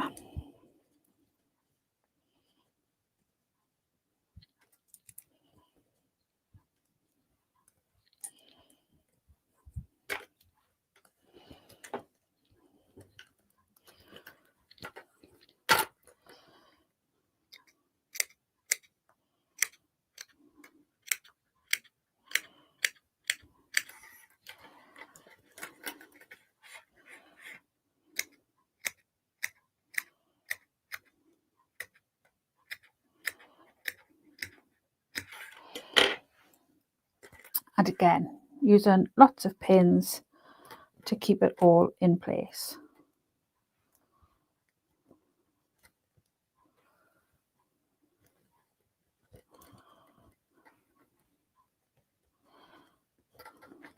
But yes, on Leanne's patterns, that's why I hate using pins. She does draft all of her linings smaller, which is great.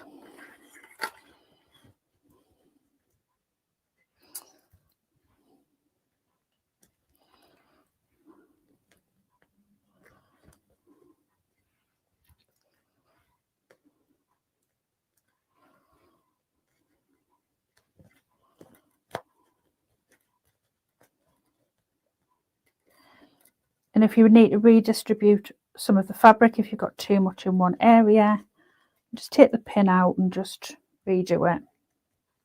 Try not to stab yourself.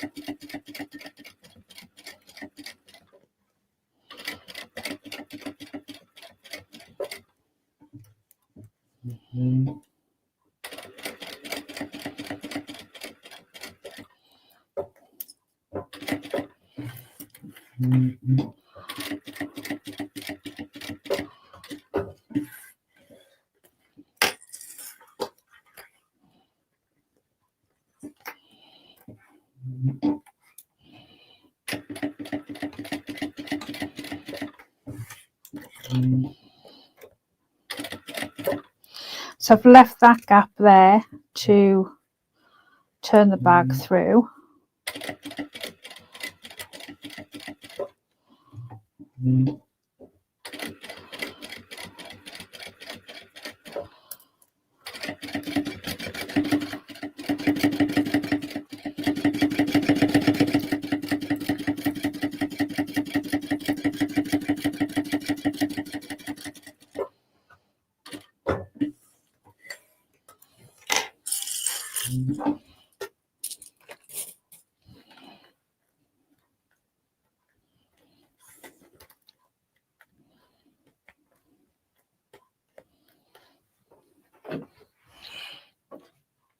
And then I'm just going to trim back this part of the seam here. The rest will get trimmed back in a bit. And I'm going to leave that top inch. And the same on this side.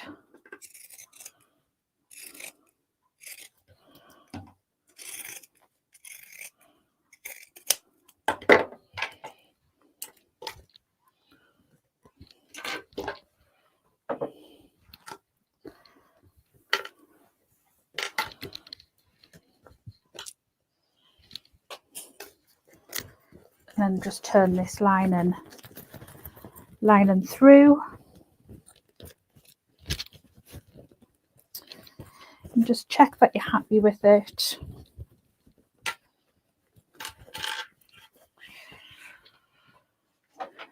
I'm just checking I haven't got any bits that I haven't needed. So exterior and interior. So I want my zipper pocket to be at the back of my bag. So my lining is going to go into my bag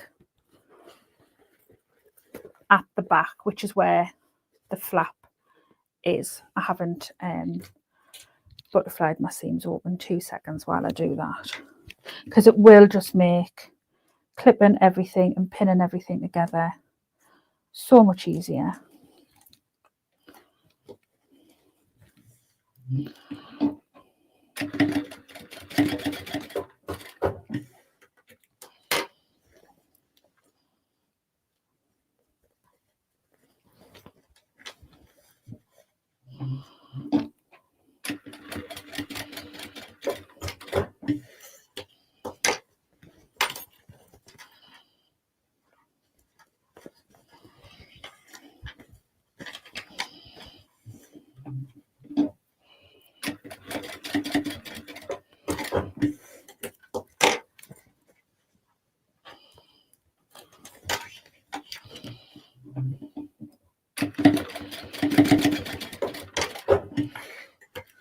Okay, so just trim back all them loose threads just so that they're not going to be getting in the way.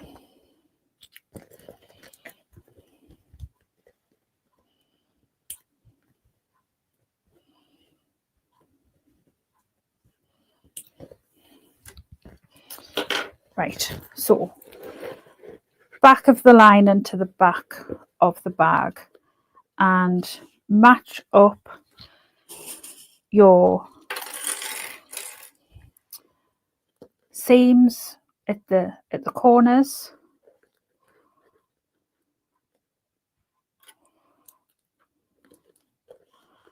Needs to be that way. So that seam gets matched to that seam.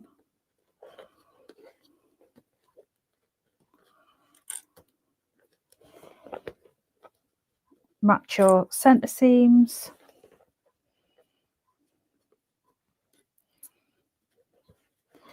And then just clip in between.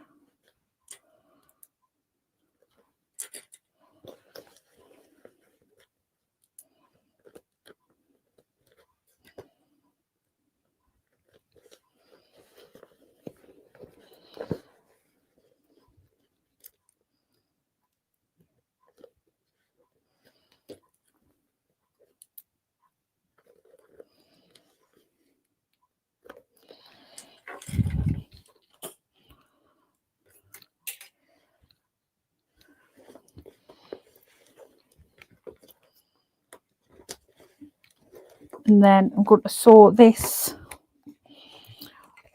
together at the given seam allowance.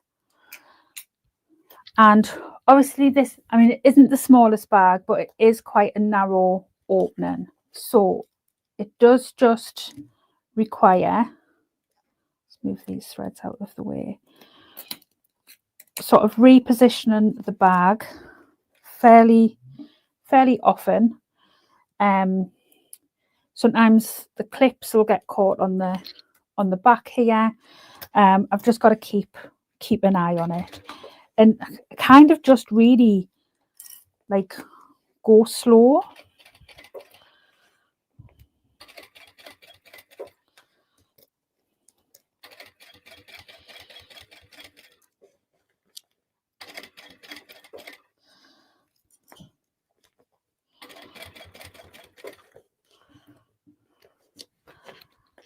This is the hardest part I find, is when you're getting towards the side seams, like moving the fabric, like moving the bag round at the side seams.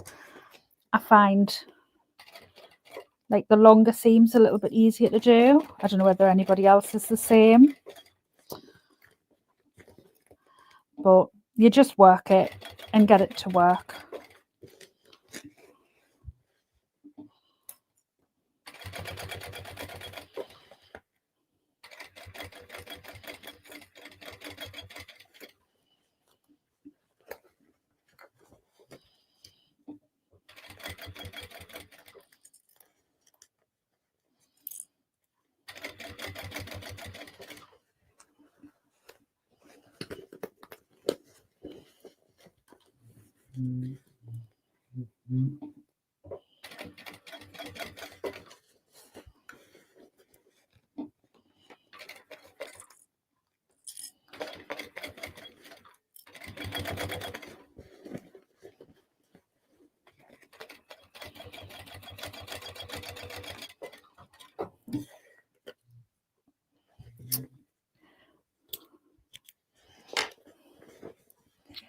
Okay, so I'm going to trim this back a little bit, just to about half.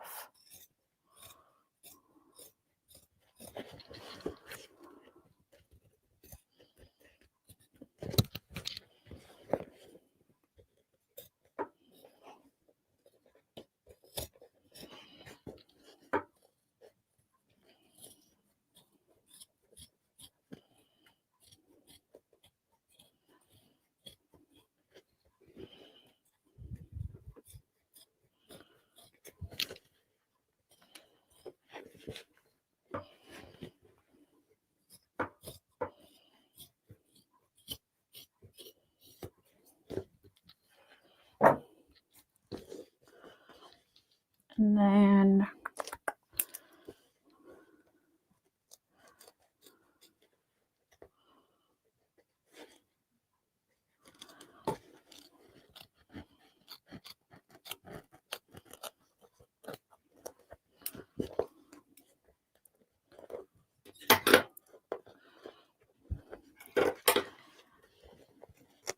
I'm just taking out as much of this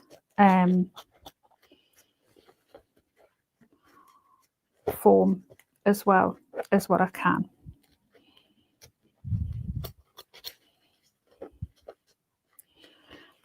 So I'm just basically trying to get the foam back out of the seam allowance, like out of that top seam allowance, as much as I possibly can, because it will just sit nicer if I can do that.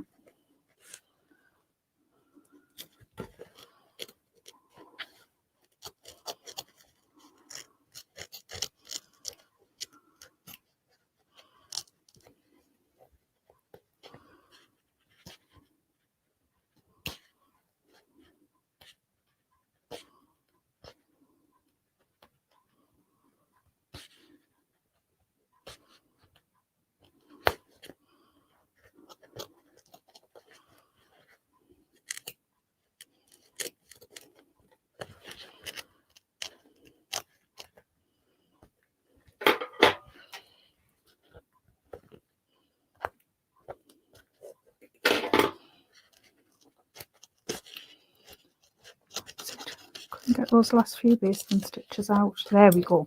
Let's tidy all my mess up.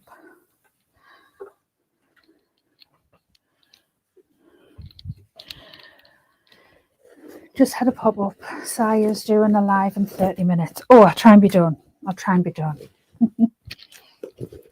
So, basically just going to pull the bag through.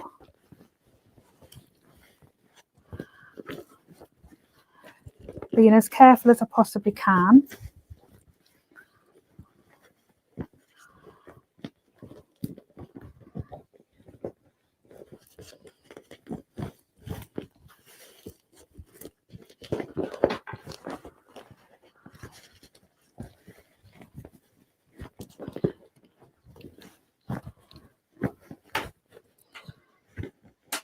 This is the hardest part of any bag, isn't it? Like trying to do this bit and like not hear that like ripping sound, because it's like the last thing that you want to hear.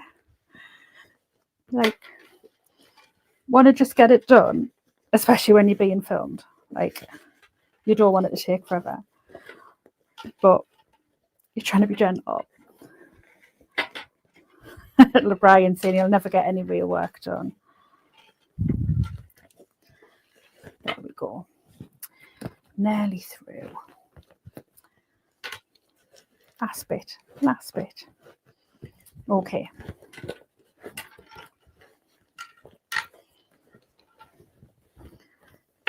So I'm just going to pop my hand through and push everything out.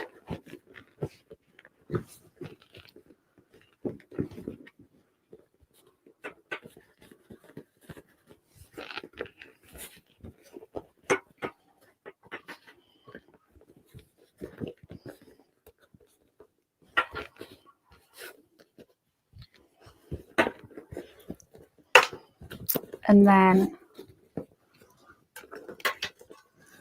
we'll take the lining back through the opening in the zipper pocket and close that up, tidy up slightly. So I'm basically just going to start and stop where that original stitch was. I'm going to start it just past so that my back stitching goes over those seams.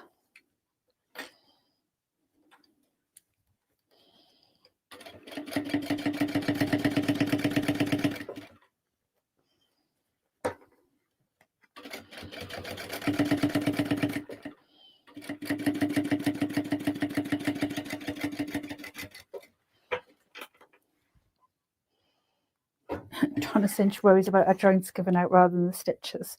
Yeah, I'm kind of getting to that stage too.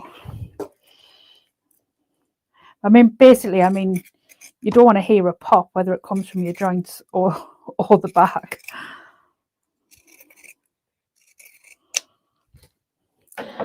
So that gets trimmed down.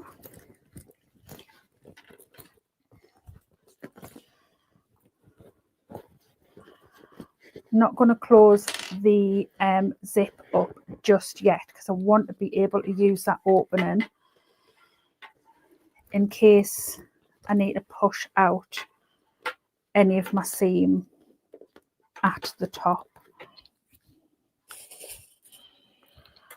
So because this is quite a small bag, I am going to have to struggle and turn it through again because I sew on a flatbed. So I need to do my top stitching. So I'm just going to sit back because it's easier for me to do this sitting back in my chair. I want to be able to top stitch this from the inside because the opening to this bag isn't very big. So for me to be able to top stitch this from the outside on a flat bed isn't going to be very easy at all.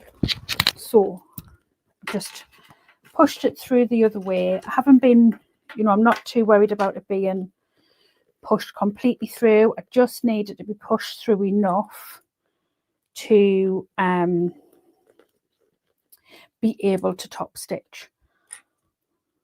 So I'm going to work this seam with my fingers, and the reason that I've left the zipper pocket still open is that if at this stage I need to sort of put my hand through to sort of push this seam like flat, I can do that.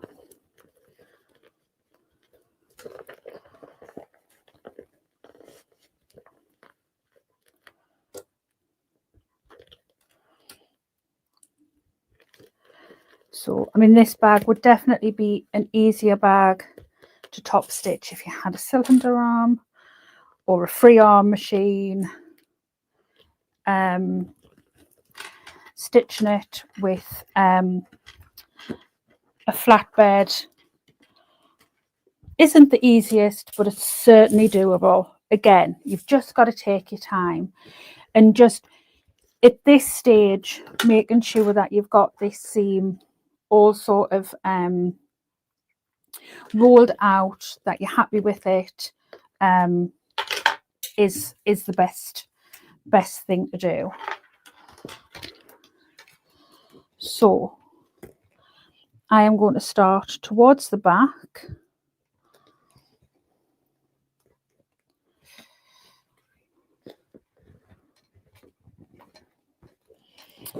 and I'm just trying to make sure that I am lined up as well as I possibly can be. And I like to drop my needle into one of the side seams. That's just one of my preferences. Make sure I'm on the right stitch length. And I'm just making sure that my lining isn't riding up. I'm just occasionally checking that.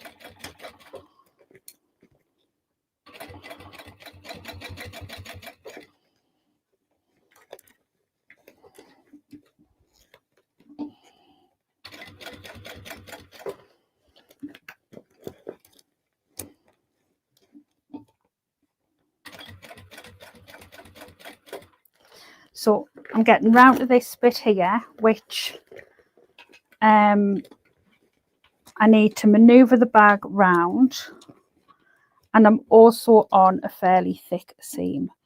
So I am just going to use my single stitch and pop my hump jumper behind.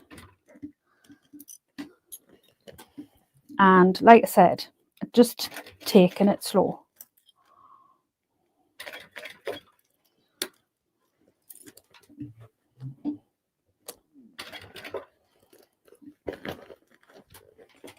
Just trying to make sure that I don't have too much lining peeping out. It's never, like, you're always going to have a little bit, I think, when you have a seam that's fairly thick in parts, but you just work with it.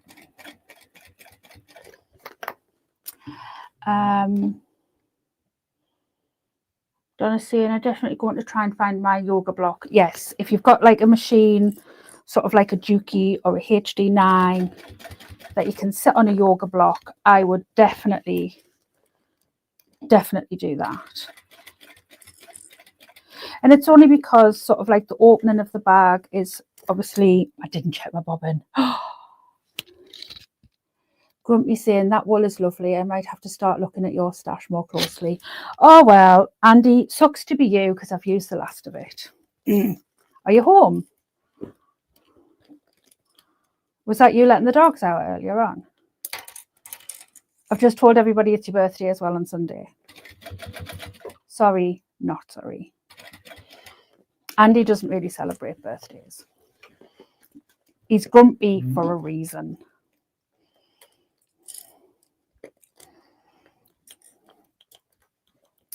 Just making sure that I keep this strap out of the way.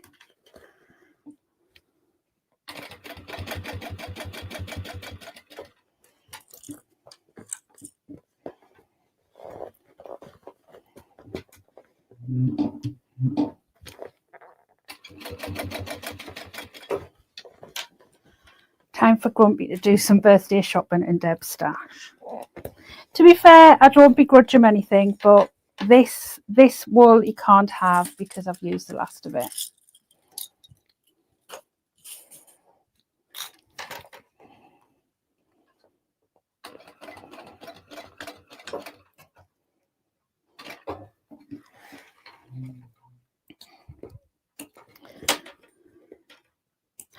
Okay.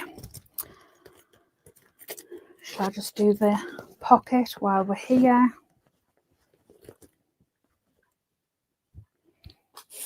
Get a couple of clips out.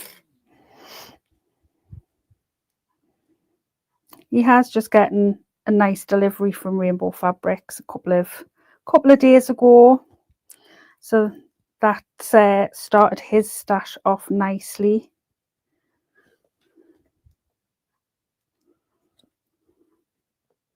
That's what we could do on your birthdays on Sunday, Andy. We could go and see if we could find some fabric shops somewhere. Is it your birthday or mine?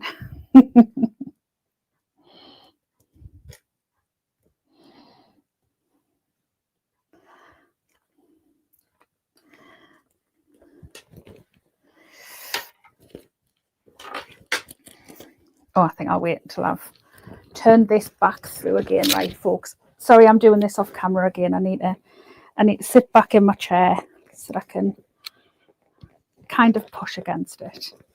He mustn't be home. He must have just popped on for 2 seconds in between doing something. I was thinking it was early for him to be home. There we go.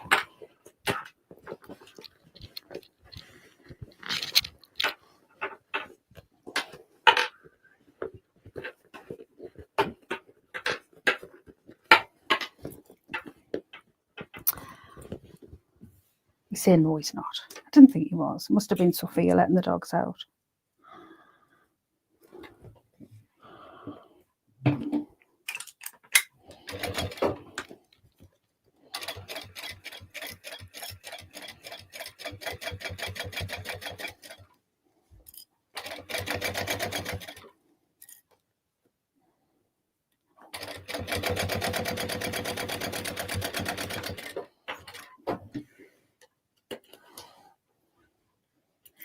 I know, Donna, but we're all right. We're all right.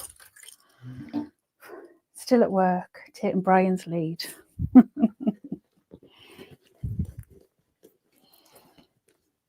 Oh, does that mean because I'm finished pretty much now that I have to make you tea for you coming in?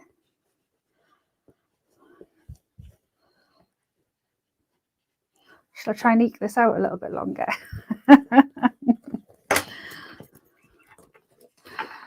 So I'm just pushing everything into the bag now. I like to do this when it's lying flat on my sewing table. I'll try and lie this one down quietly because obviously it's got some hardware on it. I don't want to be too noisy. So just find pushing into the bag while it's laid flat is so much easier.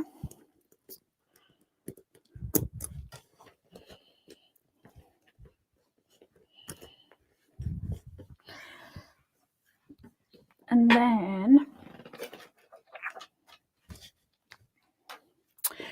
we just need to put our strap on.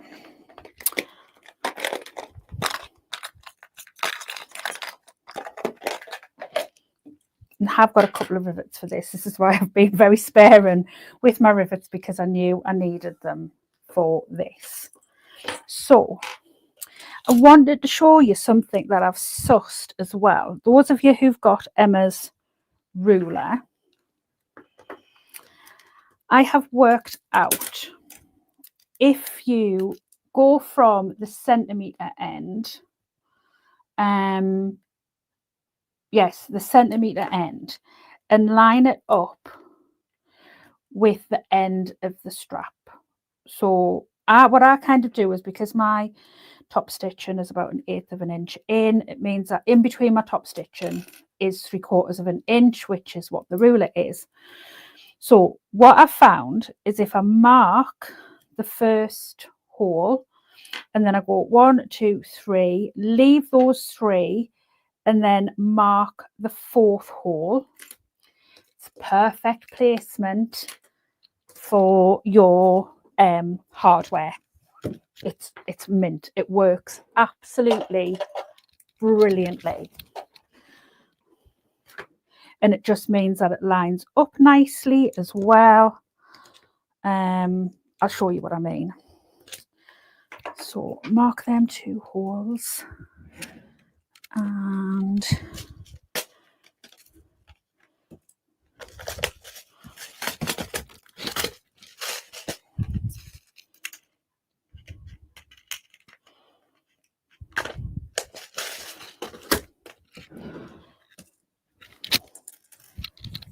the rivets out.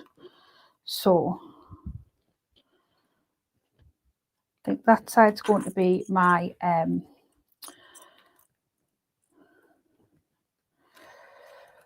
my top. So feed it through the strap, and like the strap adjuster, put the rivet through one hole, put it through the other, clip the back on, and it's the perfect spacing. Like, it just works brilliantly. So yeah, so if you go from the centimetre, like where it starts, number 1 for the centimetres, because obviously the number 1 for the inches starts at the other end. So if you start, oh, sorry, it's not showing very well. If you start for the number 1 for the centimetres, mark that hole, leave 3, and then mark the next hole. Oh, that's right, I forgot about that.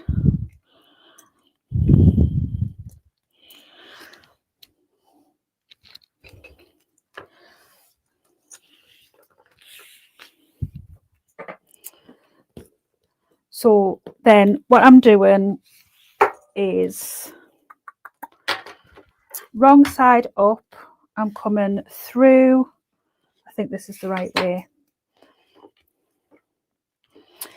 When you're putting the strap straight onto the bag, it always confuses me a little bit. Sorry. This strap's a little bit too long as well. I didn't measure it properly. So we want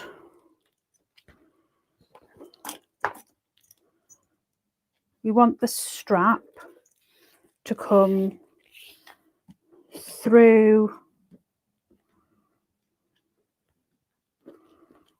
Let me work this out. That's it. So we want the strap to come through that way. It's turned itself around.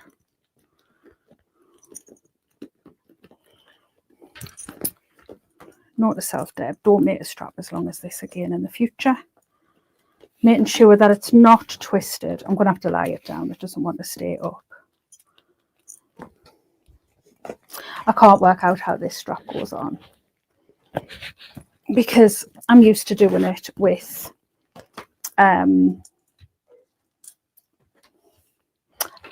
lobster clasps. Right, stay up while I work out which way we are going to attach.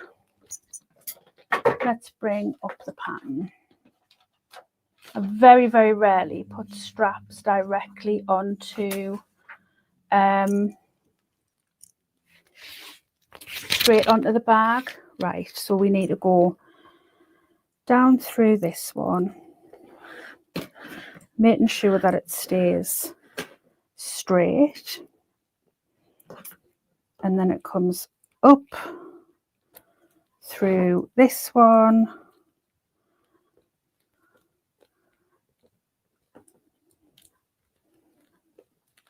back down the other side. So you start on this side with the strap adjuster with sort of like the wrong side facing up. Isn't it funny when you're so used to doing things a certain way and it's still twisted? Because this strap is so long, I'm really struggling with it. I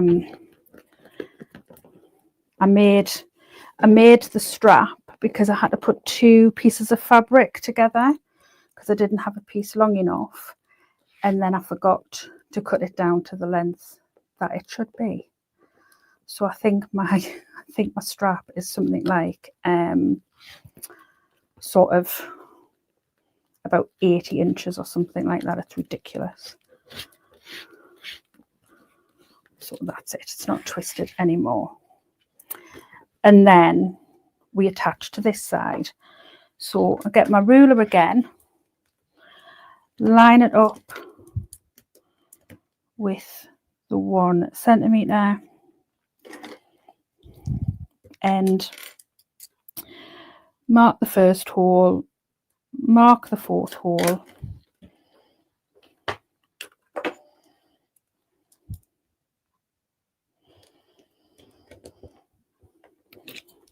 Jewel cinch is very new to vinyls and faux leathers, which has the bug now. Yeah.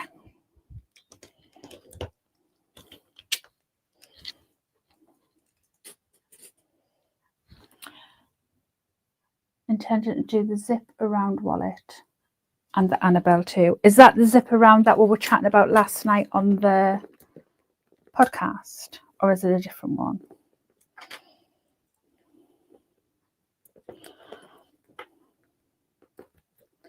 So if you wanted to do your strap detachable, you would just make these D rings instead of rectangle rings, which, to be fair, is I'd usually make all of my straps detachable.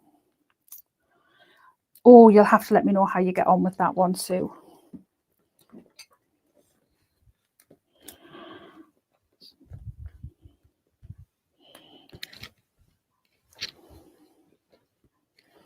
So there we go. Nice long strap. It'd be good if it's a tall person.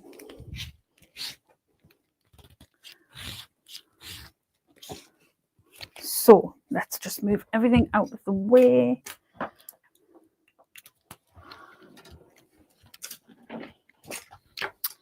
Tidy up.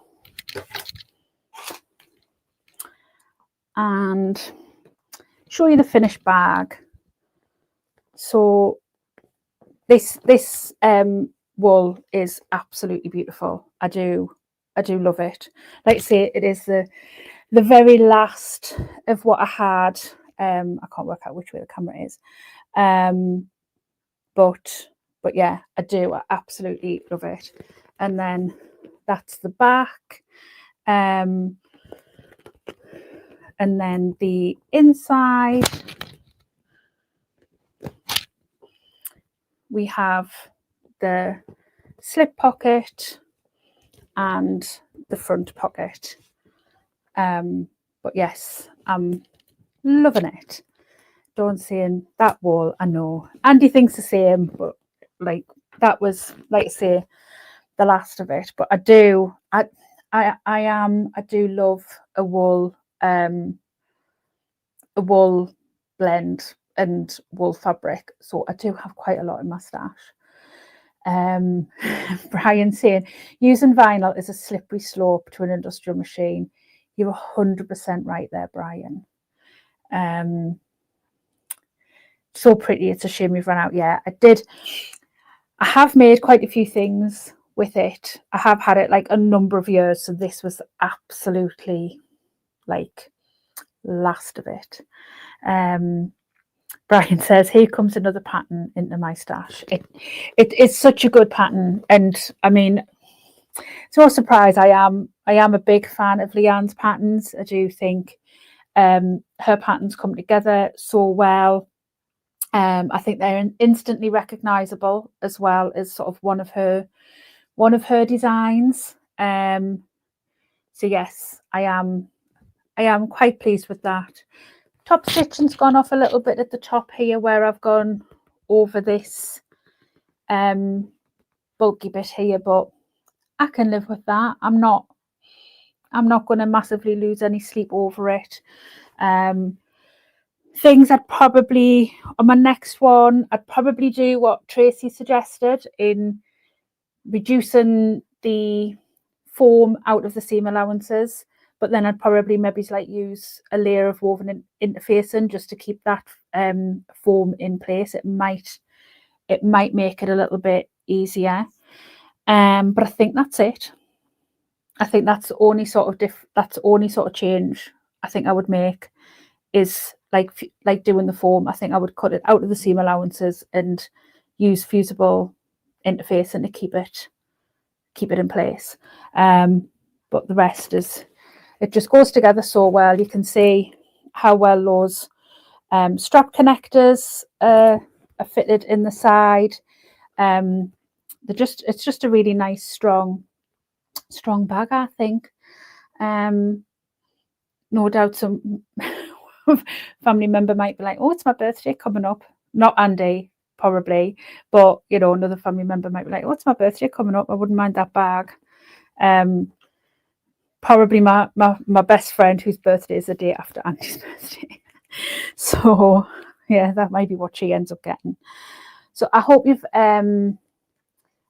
enjoyed sewing along with me this afternoon. Thank you for keeping me company.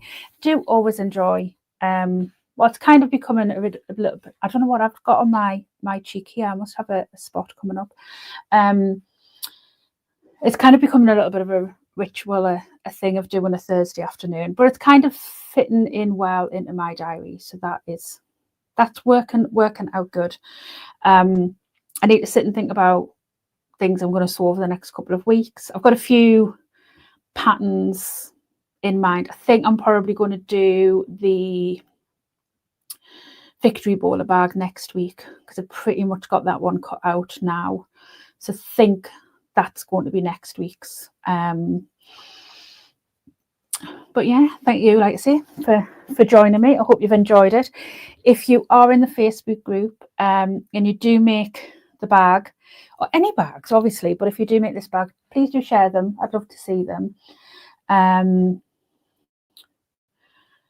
Julie's saying, going to log off the work laptop, grab the iPad for Kasaya, maybe do some dinner. Yeah. Dawn says, thanks, Steb. That was lovely. Can't wait for the victory. Yeah, I think the victory is possibly going to be, if it's not next week, it will be definitely the week after. It's going to be definitely in the next couple of weeks. So I want to get that one made. So yeah, so if you've enjoyed the video, please do give it a like. Consider subscribing to the channel. It really does help a small channel like mine get seen by other people. Thanks to the channel members and the members of the Bag Maker Society Club, because again, that helps me be able to do this and make videos and do what I do. So until next time, keep an eye on my homepage. You will see details of all my upcoming lives, get scheduled there, and then you can click to be notified of the ones that are of interest to you. Yes, Janet, I think I'm going to go and have some tea now, even though my stomach's still gurgling after my dinner. So have a lovely weekend, everybody. I hope it's nice weather, or I hope Brian gets some rain. And yes, I will see you on another live soon. So take care. See you soon. Need to find my mouse so I can say bye-bye. So yeah, bye.